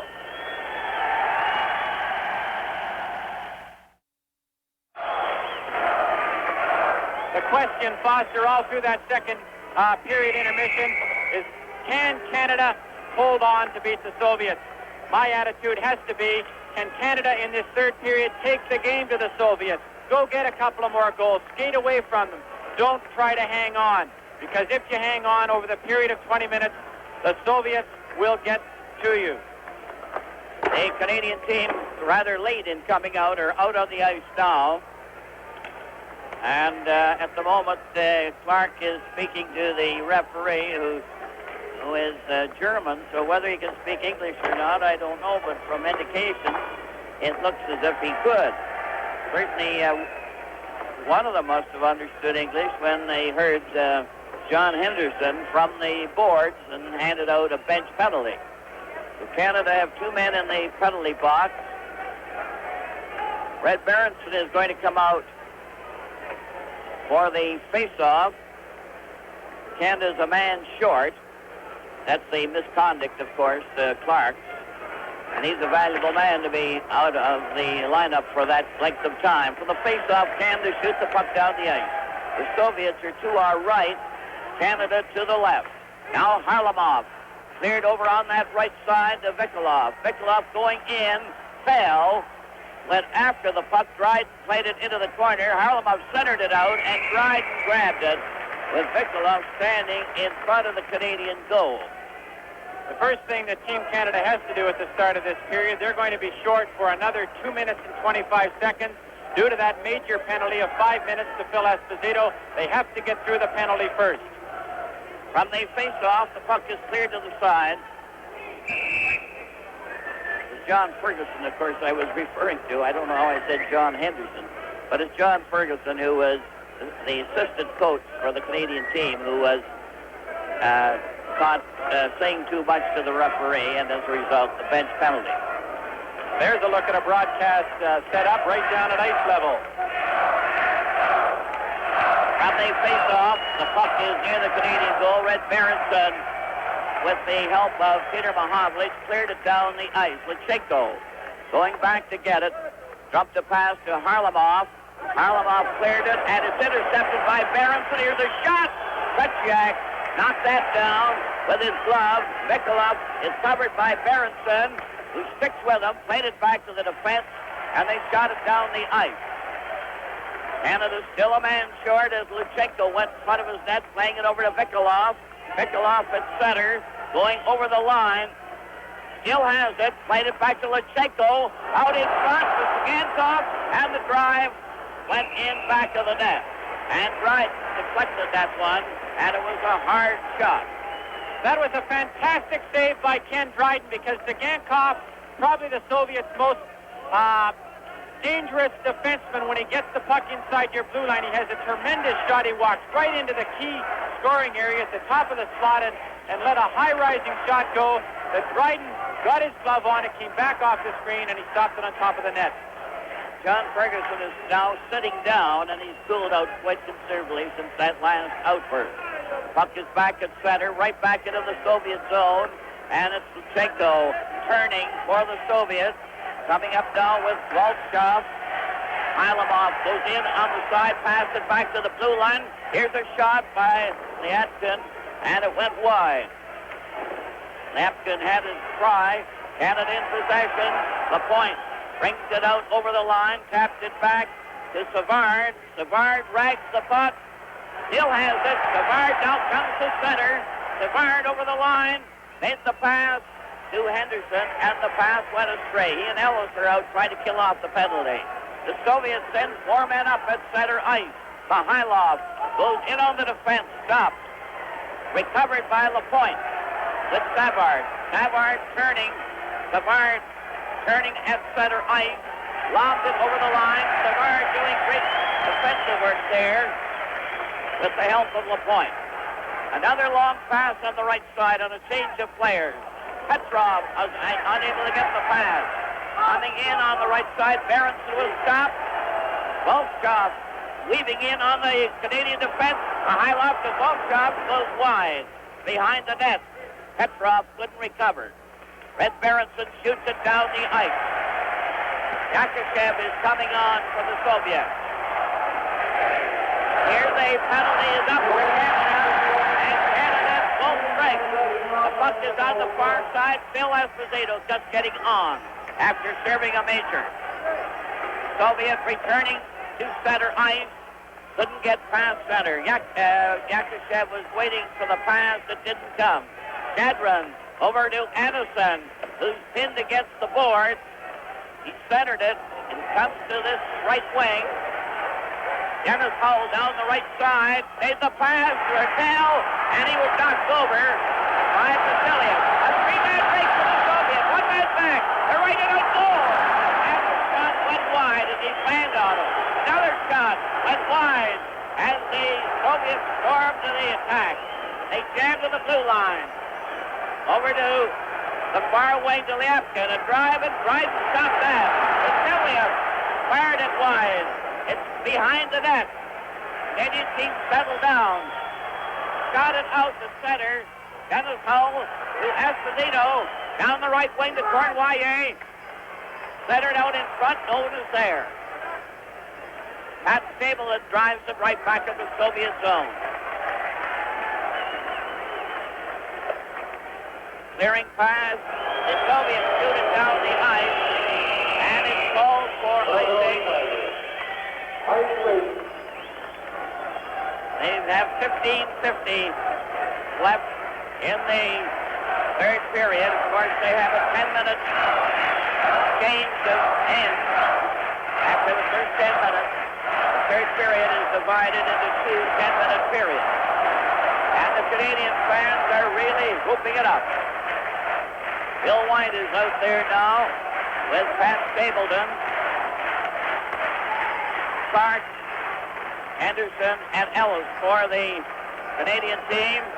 Raglan goes in back to the goal. He's the one that got slipped by Phil Esposito. There doesn't seem to be much wrong with him as he comes up with Maltsev, and he stops there with the Canadian team really fighting in there. A long shot. Petyak deflected that one, and the face-off is going to be to the right on the Soviet goal. You hear that Canadian group really hoop it up. I think this has to be our best offensive line with Bobby Clark at center and Paul Henderson and Ronnie Ellis on the wing. From the face-off, the puck goes back to the goal. From the corner, a slider goes down the ice, and it's called for icing. And the Soviet team, being hard-pressed by close checking, are not quite as letter perfect with their passing play. There's Gansov, number 7, for the Soviet, one of the strong defense players. A long pass to Mikulov. He's going in on the defense, couldn't control the puck. Henderson tipped it off Clark to center ice. Raglan played it over to Harlamov. Harlamov cleared it back at center. 3-2 for Canada. 14:56 left in the last period as Harlamov was stopped on that far wing by Clark. Puck is to the Soviet line. The Gansov is covered, and he couldn't move it in. Henderson comes in with Ellis right in a goal, and the shot went wide. Great try. Ellis fighting for that puck. Goes back to the net. Henderson waiting in front. Ellis is upset on the play. The forward to Mikulov, to Harlamov on the left wing. He passes out to Raglan. Raglan waits. Back to the blue line to Gansov. The shot is deflected high up into the crowd, and the reserves go pouring over the board. 14:14 left in the third period. 3-2 for Canada. There we see Frank Mahovitz behind the Team Canada bench cheering his teammates on in this all-important hockey game. The face-off is going to be inside the Canadian line.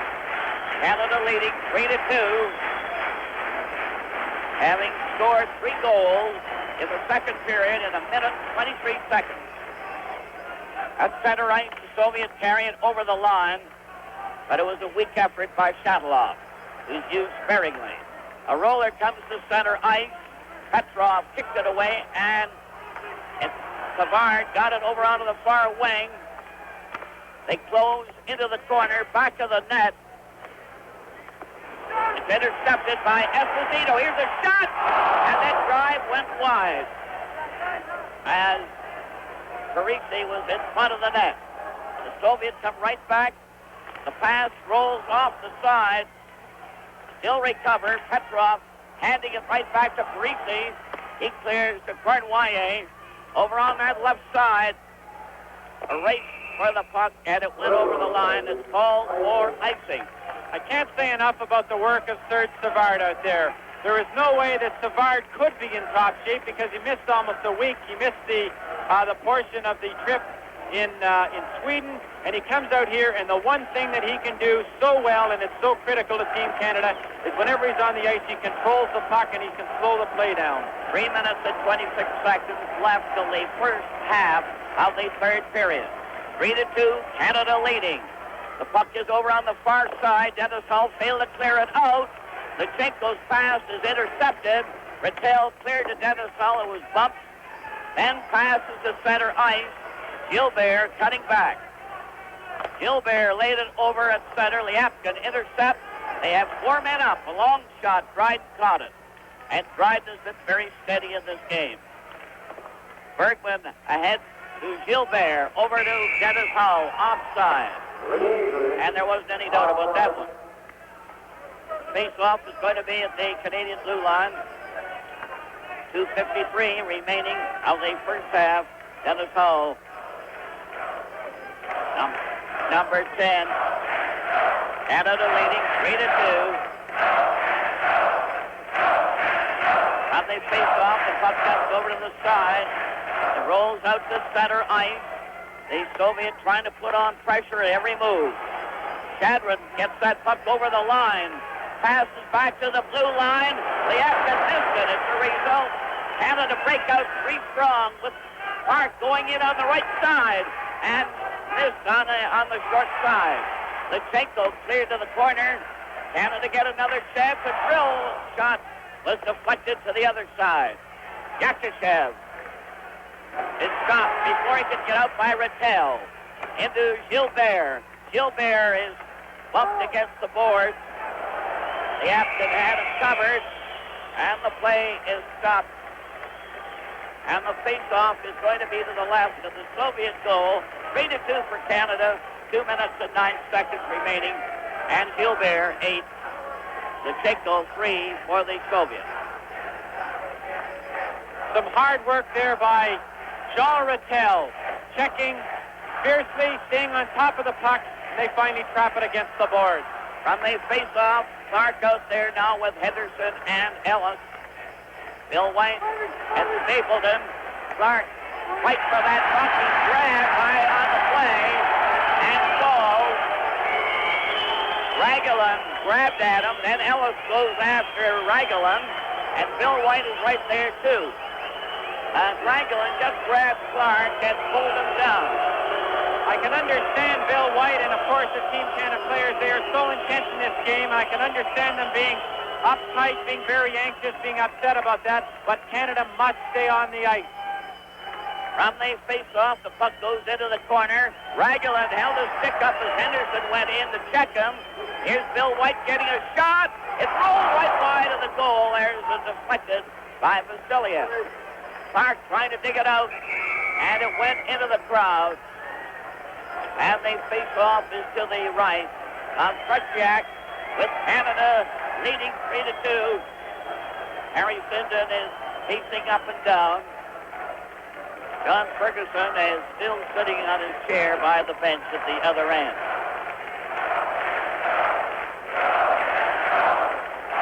Ready for the face-off in the Soviet zone.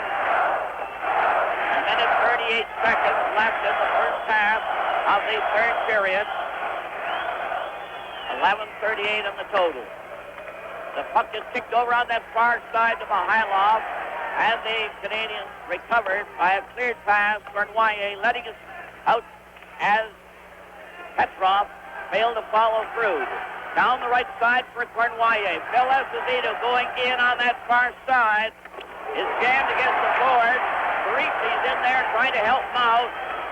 Phil Esposito to Bernoyer. Bernoyer centers and intercepted. The Soviets come right back on the right wing. Bolshov got it to Petrov. Shot! It was knocked off to the wing as the defense are blocking beautifully. Stapleton stopped that one. Now it's Bernoyer going in alone. Went back to the net, tried to bring it up from back of the goal, but was stopped by Shadlow. Another great effort by Bernoyer and the referee. Much to the delight of the fans, sat down. Ivan Cornway with a good burst of speed comes in, makes a good move. Notice how he gets the defenseman to close his legs, then he puts the skirt on, goes around and tries to come right around the net and jam it in the far side. Tretiak gets back and traps it against the net. 47 seconds remaining before the first half of this third period. Canada still leading 3-1. There's no score in the first period. Soviets scored first in the second. Canada came back with 3. And then the Soviets got one back before the period ended. The Afghan plays that puck over to Shadron with Addison. And they're pouring the speed of the Canadian team. It's called for icing. And the Canadian squad are giving it a real top-notch effort here tonight. They've given everything so far and have been the better team. There's no question, Foster, that Team Canada to this point in the game have played an absolutely perfect hockey game. They've lost their composure at times, but they've collected it, and they're playing sound, solid hockey right now. From the face-off, Rattel is now at center ice with Peter Mahavlich and Gilbert. At center ice, the Afghan makes a rink-wide pass. Luchenko carries it over the line. Addison had a shot, and Dryden played it off to the wing. Back to the blue line again. That pattern play of the Soviets causing trouble as Savard goes in back of the goal. Is stopped, goes after it again. Played it on the wing. It's dumped out, but not out again. It hit a stay near the shot. And it went wide, and the siren goes to end the first 10 minutes. The play goes right on because they can't really hear what's going on.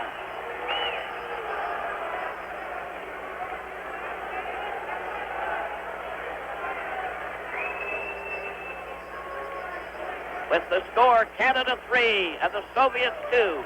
This is Game 6 from Moscow. Change of players. They're starting in on the last 10 minutes of the third period. They've changed in.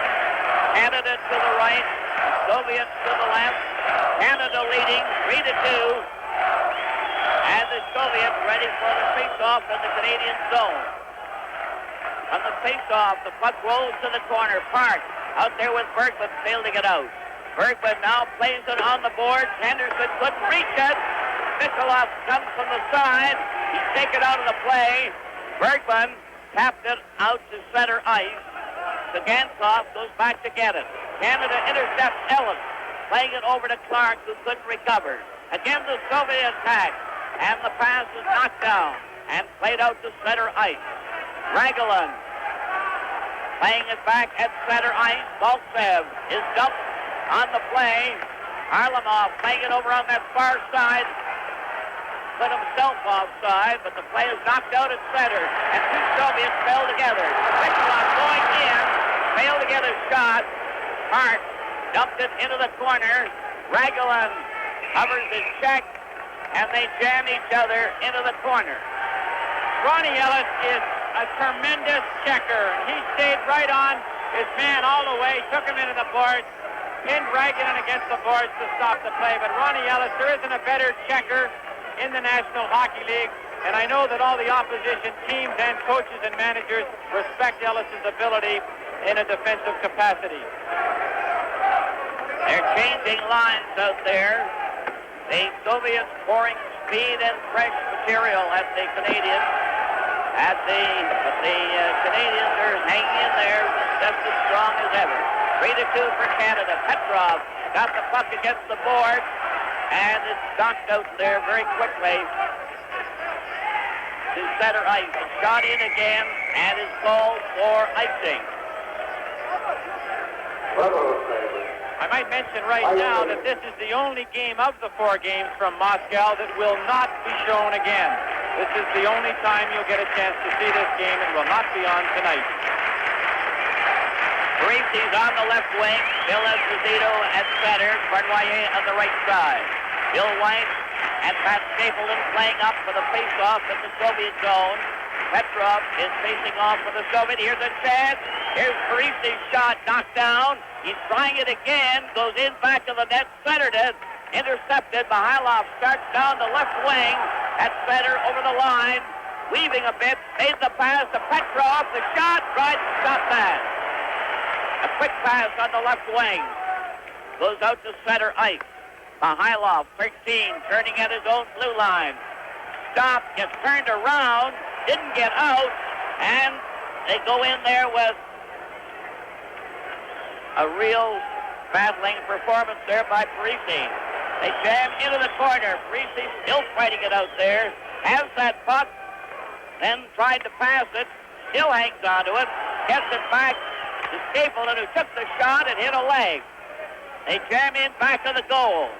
Vasiliev passed right to the Canadian defenders there, and Parisi shot it in back to the net. Bill Esposito playing it back to the goal, into the corner. Bernoyer tried to center it, and he was stopped there, spearing there with Petrov and Dennis Hull. Here's Dennis Hull getting a chance. He shoots a hot one. And Petrov and Dennis Hull nearly mixing it up again as they spear at each other. This is really the hardest fought game I think I've seen in years. Foster, I can't believe it. Down on that ice, it's just sheer war. These two teams are going at it. They're not sparing the lumber. They're not sparing the body. It is basically clean hockey, but is it tough down there on the ice? And Team Canada are giving by far, I feel, the best effort so far in this whole series. 7:14 left in the game. 3-2 for Canada. The puck goes to center ice. Savard is out there with a point. They shoot it back into the Soviet zone.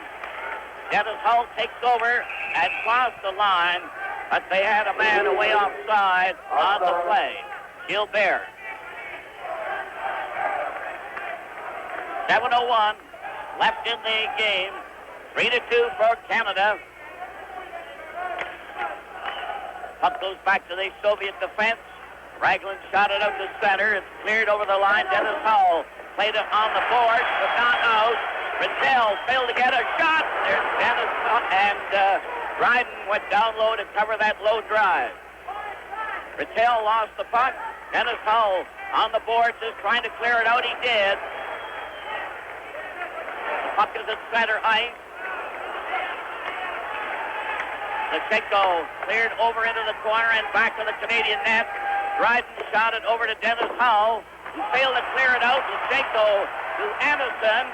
Anderson was stopped. Dennis Hull cleared it out. Gilbert over on the far side. And now it's Henderson out there for Canada on a change of players. Soviets trying to get moving with a pattern play. Stopped by Henderson. Henderson played it over on the right wing to Gilbert. Gilbert rags the puck, getting it over on this side. And a shot ahead. Now to Clark, who's on the edge of the Henderson right in. And he failed to get his shot. A long clearing pass. Savard goes over to try to cover. They're still in there. It's loose. Recovered. Shot over on the right side. Ellis tears down that right wing. Couldn't get a shot. Clark covers Lecheko against the board. And Lyapkin has that puck for the Soviets. Only stopped by Clark to Henderson. Henderson gets ready. It's forced into the corner. Centers it. And it went right across the goal mouth. Bergman flipped it into the corner. Maltsev is trying to bring it out. Clearing it over the line. Lecheko at center. Got it over the line. A shot. Dryden shot that one. From Mikulov. And the speed is terrific, and the checking is harder than ever. With the score, Canada 3 and the Soviets 2. This is Game 6 from Moscow. Jack made a brilliant save on that and fell to the ice.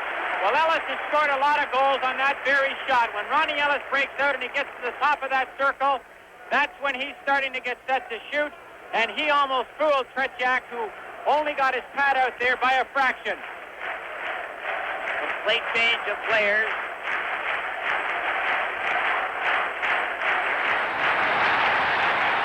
A great effort, a great save. Ready for the face-off. The puck up. Here's a shot, and just went wide of the net. From the corner, they jam in there. Puck is held there finally by Parisi. He's out there with Esposito and Bernoyer. With 4 minutes and 52 seconds, puck control becomes all important in the late stages of this game. Canada has to hold on to that puck as much as they can because the Soviets are going to go completely offensive as soon as they take possession. Already with Petrov and Esposito, a shot over the Canadian line. It goes into the corner. They fall. Petrov flies at the puck. Bergman playing it over on the left side. Reese found an opening. Bernoulli back to Phil Esposito. Phil Esposito going up over the line. Dribbled it into the corner. Reese went after it. Centered it in front. And it's knocked back into the corner. 4:25 left in the game. 3-2 for Canada. Reese fighting for it on that far side. It rolls off to the wing. Recovered. Carried over on this left side by Cournoyer, and it went into the crowd when it missed the netting. And the reserves keep pouring out here with 4 minutes and 10 seconds remaining. Canada 3, USSR 2. Now Churchill going out there with Peter Mohammed and Gilbert. Gilbert and Ellis have been alternating there, often right on back and forth there on that wing, getting frequent relief. Puck goes over the line. Rattel roll it in on the defense. Here, right cover. Mohammed, and he failed to lob it high. Anderson cleared over on the far side to Yakushev. Yakushev is stopped at center ice. Another try with Anderson at center ice. It's still at center. Over the line for Anderson. A speedster. He's stopped by Mohammed. And Pat Stapleton cleared the puck back to the Soviet zone. Luchenko, number 3, turning with Yakushev on that far wing.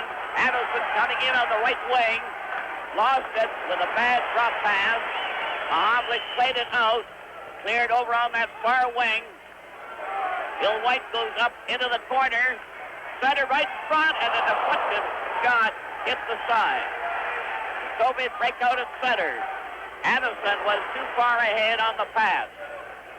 Canada bring it out to center ice. Rattel. Yakushev breaking it up. Yakushev got his pass over to Lyapkin. Over to Yakushev. Here's a two-man break in on the Canadian defense. And it's a good checking play there by Clark, who's out there now. Henderson on this wing. Henderson lobbed it over the line. Gilbert is still out there for Canada. He passes back to Stapleton. Stapleton takes his time, lobs it to center ice. Now Ellis replaces Gilbert. And Ellis bumped into Michalov right off the bat. Puck is at the Canadian blue line. Ellis upsets the Soviet player.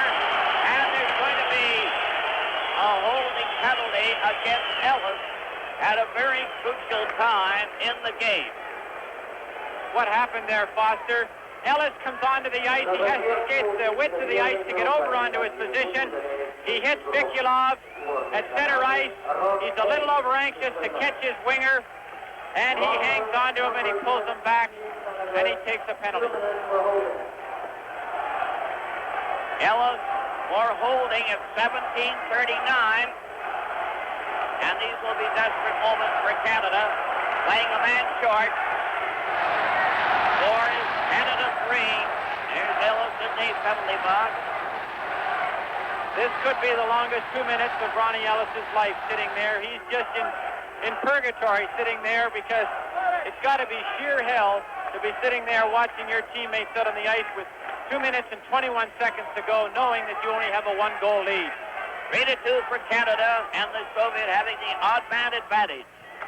Petrov got it back to the blue line. They're getting their pattern play. Luchenko played it over on the far side. Here's a shot. Wright made a dazzling save on that. Now then, Mohammed spears down the ice. Here's his shot. And it went wide of the post by inches. The Canadians recover at center ice. They're back to their defense. Peter Mohammed tapped it back to center ice. Lechenko ahead of center ice.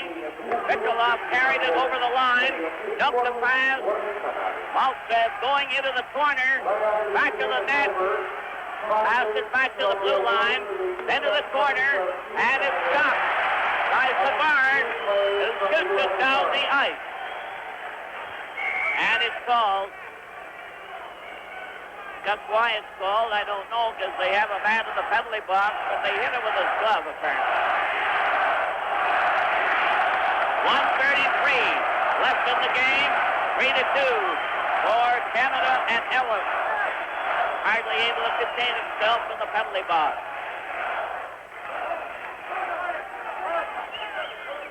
Puck control, Foster, all important. I have to make a comment on that save that Dryden made. It was probably the best save of the night. He got that big pad out there and kicked out a shot that was labeled. From the face-off, the Soviets get the draw. The shot is wide, and Canada recover off the board, lob it into the Soviet bench. Savard and Lapointe on the Canadian defense. Parisi and Phil Esposito trying to kill off this penalty. And John Ferguson up again now, really applauding. And Harry Sinden pacing back and forth behind the bench. The face-off, a slider comes to Lechenko to the blue line. Here's a shot. Oh, by the Afghan, and Dryden got his glove on it. From the side, and it goes right down the ice. 1:13 left in the game. 3-2 for Canada. Lechenko back of his own net. Played it up to the blue line. Every man up at center ice. Over the line for the Afghan. Playing it back. Now they're closing in with a pass that goes wide. The Afghan shoots it back to the net. Soviets right on the puck. Harlamov is stopped by Phil Esposito, who shoots it down the ice. 46 seconds left in the game. Lechenko clearing over on the side. Coming again, fast. Gets to the defense. Harlamov centered it. A roller went wide. They jam into the corners, and they shoot it down the ice. Ellis is getting ready to come back on again. The puck is on the far side. Soviets stop it, centered by Park. Park goes after it. Keeps on going. Centered in front of Clark. And the Canadian team are full strength. 13 seconds left in the game. 3-2 for Canada. The Canadian fans are going wild as the puck is at the Canadian blue line. Peter Mahovlich dragging the puck. 2 seconds. 1 second. And the game is over. And Canada have defeated the Soviets for the second time in the series and get right back into the competition. The Canadian players are in a frenzy, as well as the fans. They're grabbing each other, hugging each other, while the cooled-out Soviets are standing by, and now they are going ahead and having the usual handshake.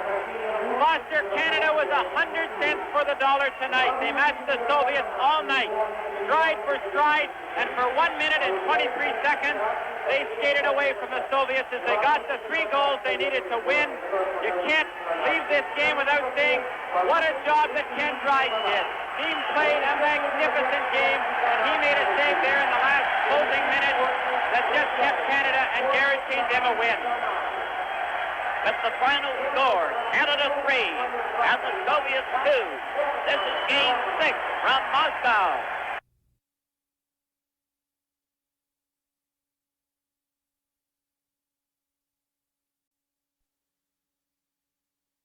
Little Ivan. I love him. And we chatted about it, and just the two of us sitting in the room. And he says, Boogie. That's what he used to call me in his little broken face, say Boogie or Woomy. Say, take all the rings. Take all the rings. Nothing better than this, he'd say. That's, yeah, I got that comment firsthand. Yeah. It was a special point in time. It was just a special point in time that I just feel luckier than heck to have been a part of. Just a special point in time. It really was. Every time I heard Paul Anderson shoot and score, and I still have the chill. I think it's one in a lifetime, and I'm very proud to be in it and to be participate, especially on the last goal. I was there on the ice, maybe try to help Paul and Phil, and I think I'm just happy to be a part of Team Canada for to represent my country.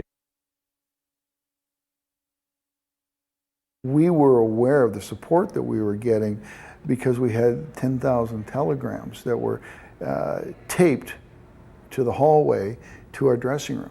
You couldn't see one piece of concrete for all these telegrams. We couldn't have read them all, but these telegrams kept coming and coming, and it said more is coming. When we learned the scope of what had happened over here was the next day when we were on our way to Czechoslovakia, because we had to go there to play. Then we found out that the schools were closed down. They were watching the school. The entire country had shut down. But we didn't know it then. We had 2,800 people there that kept going, you know, da da Canada, niet Soviet, and that 2,800 people sounded like 28 million. It's Canada. That's what made the difference. When you realized I was representing my country, my birthplace, and that's what international hockey does. International hockey is very, very emotional, much more so than NHL hockey, Stanley Cup. I've never been involved in anything like it. It takes you to another level. It really does. Well, you're always looking for shared memories. I mean, you're always looking for shared experiences. They don't happen very often, and you're never sure what's going to create one. You don't want it to be an assassination of a president. You might want it to be the first man on the moon. You don't expect it's going to be a goal that ends a series. You can't predict it.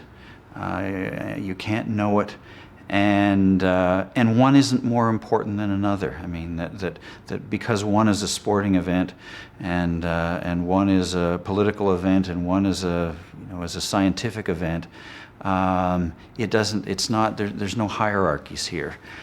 It's the event. It's the effect of the event. It's the common experience that counts. It's whatever generates it that counts. The one great thing is that the memories are even better the longer we move away from the actual September 20th, 1972. They're one of the great things that in my lifetime I'll always remember it, and the mind has a way of remembering the good things, not the bad things, and so I've forgotten about those things. It was great. It was an honor to be selected. It was an honor to play and contribute when and where I could, and it was great to play more, but it was even better to win. There's a whole new generation that have caught the kind of the interest or the spirit or retaining their heritage or whatever it is that's coming on, and they're writing more and more and talking more and more about it. I mean, there's more and more books, more writing, more tapes, all the things. They want to know more about it.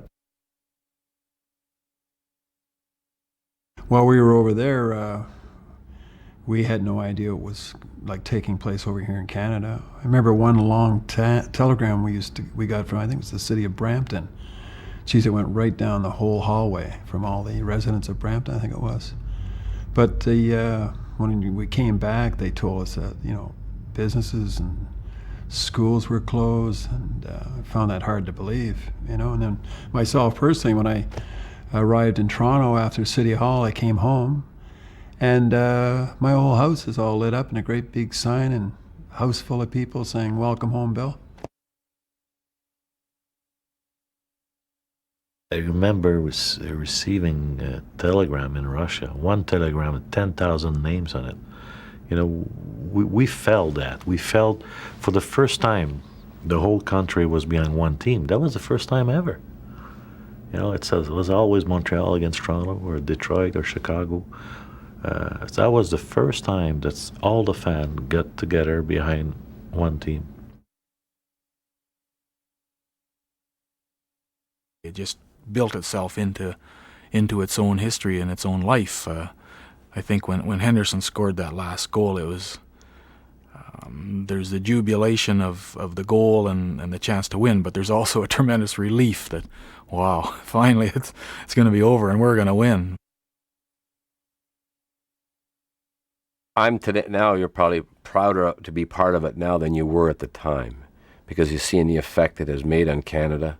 The youngsters, the players that have come out that I've talked to and played with over the years, guys that have told me they've been 3 or 4 years old and they sat and they watched all the games and they couldn't believe it and they never forgot them. And so today, because of the effect and the pride it gives the Canadian people, you were proud to be part of it. Anyway, you were part of it, just to be a small part of it. And if that's what carries hockey in Canada, then I'm glad we did it.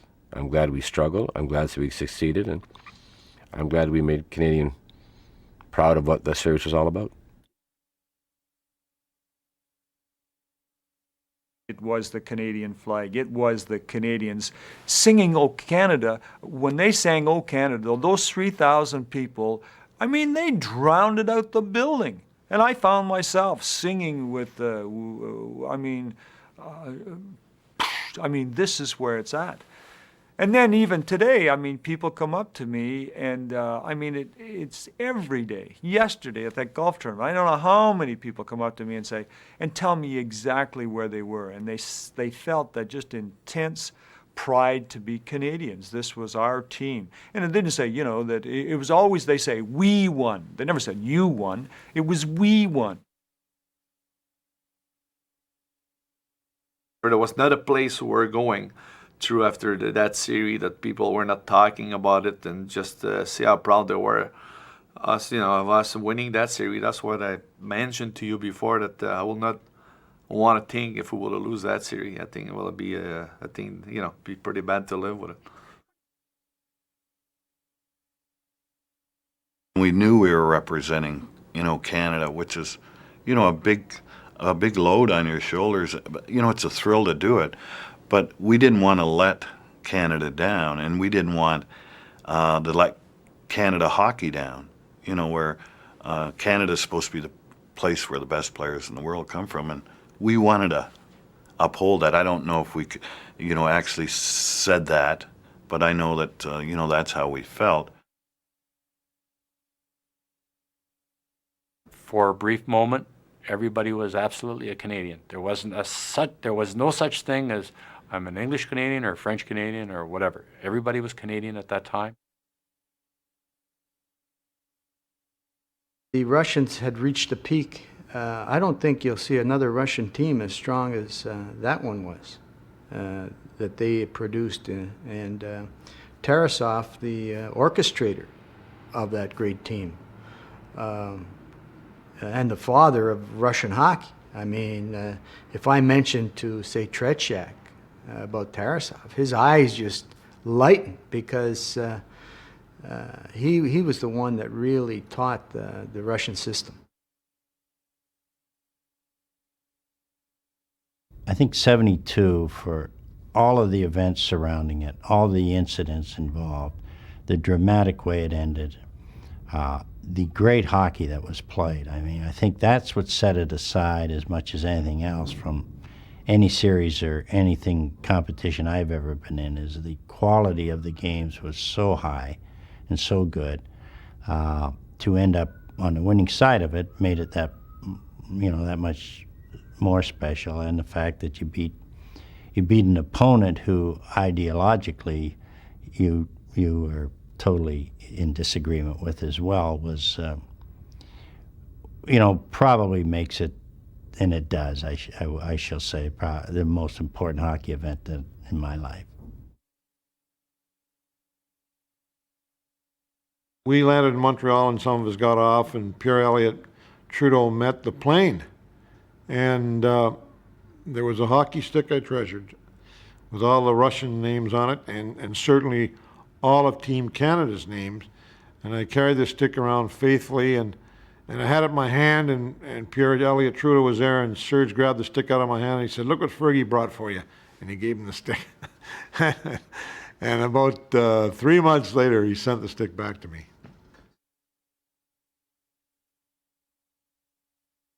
It was done. It was over.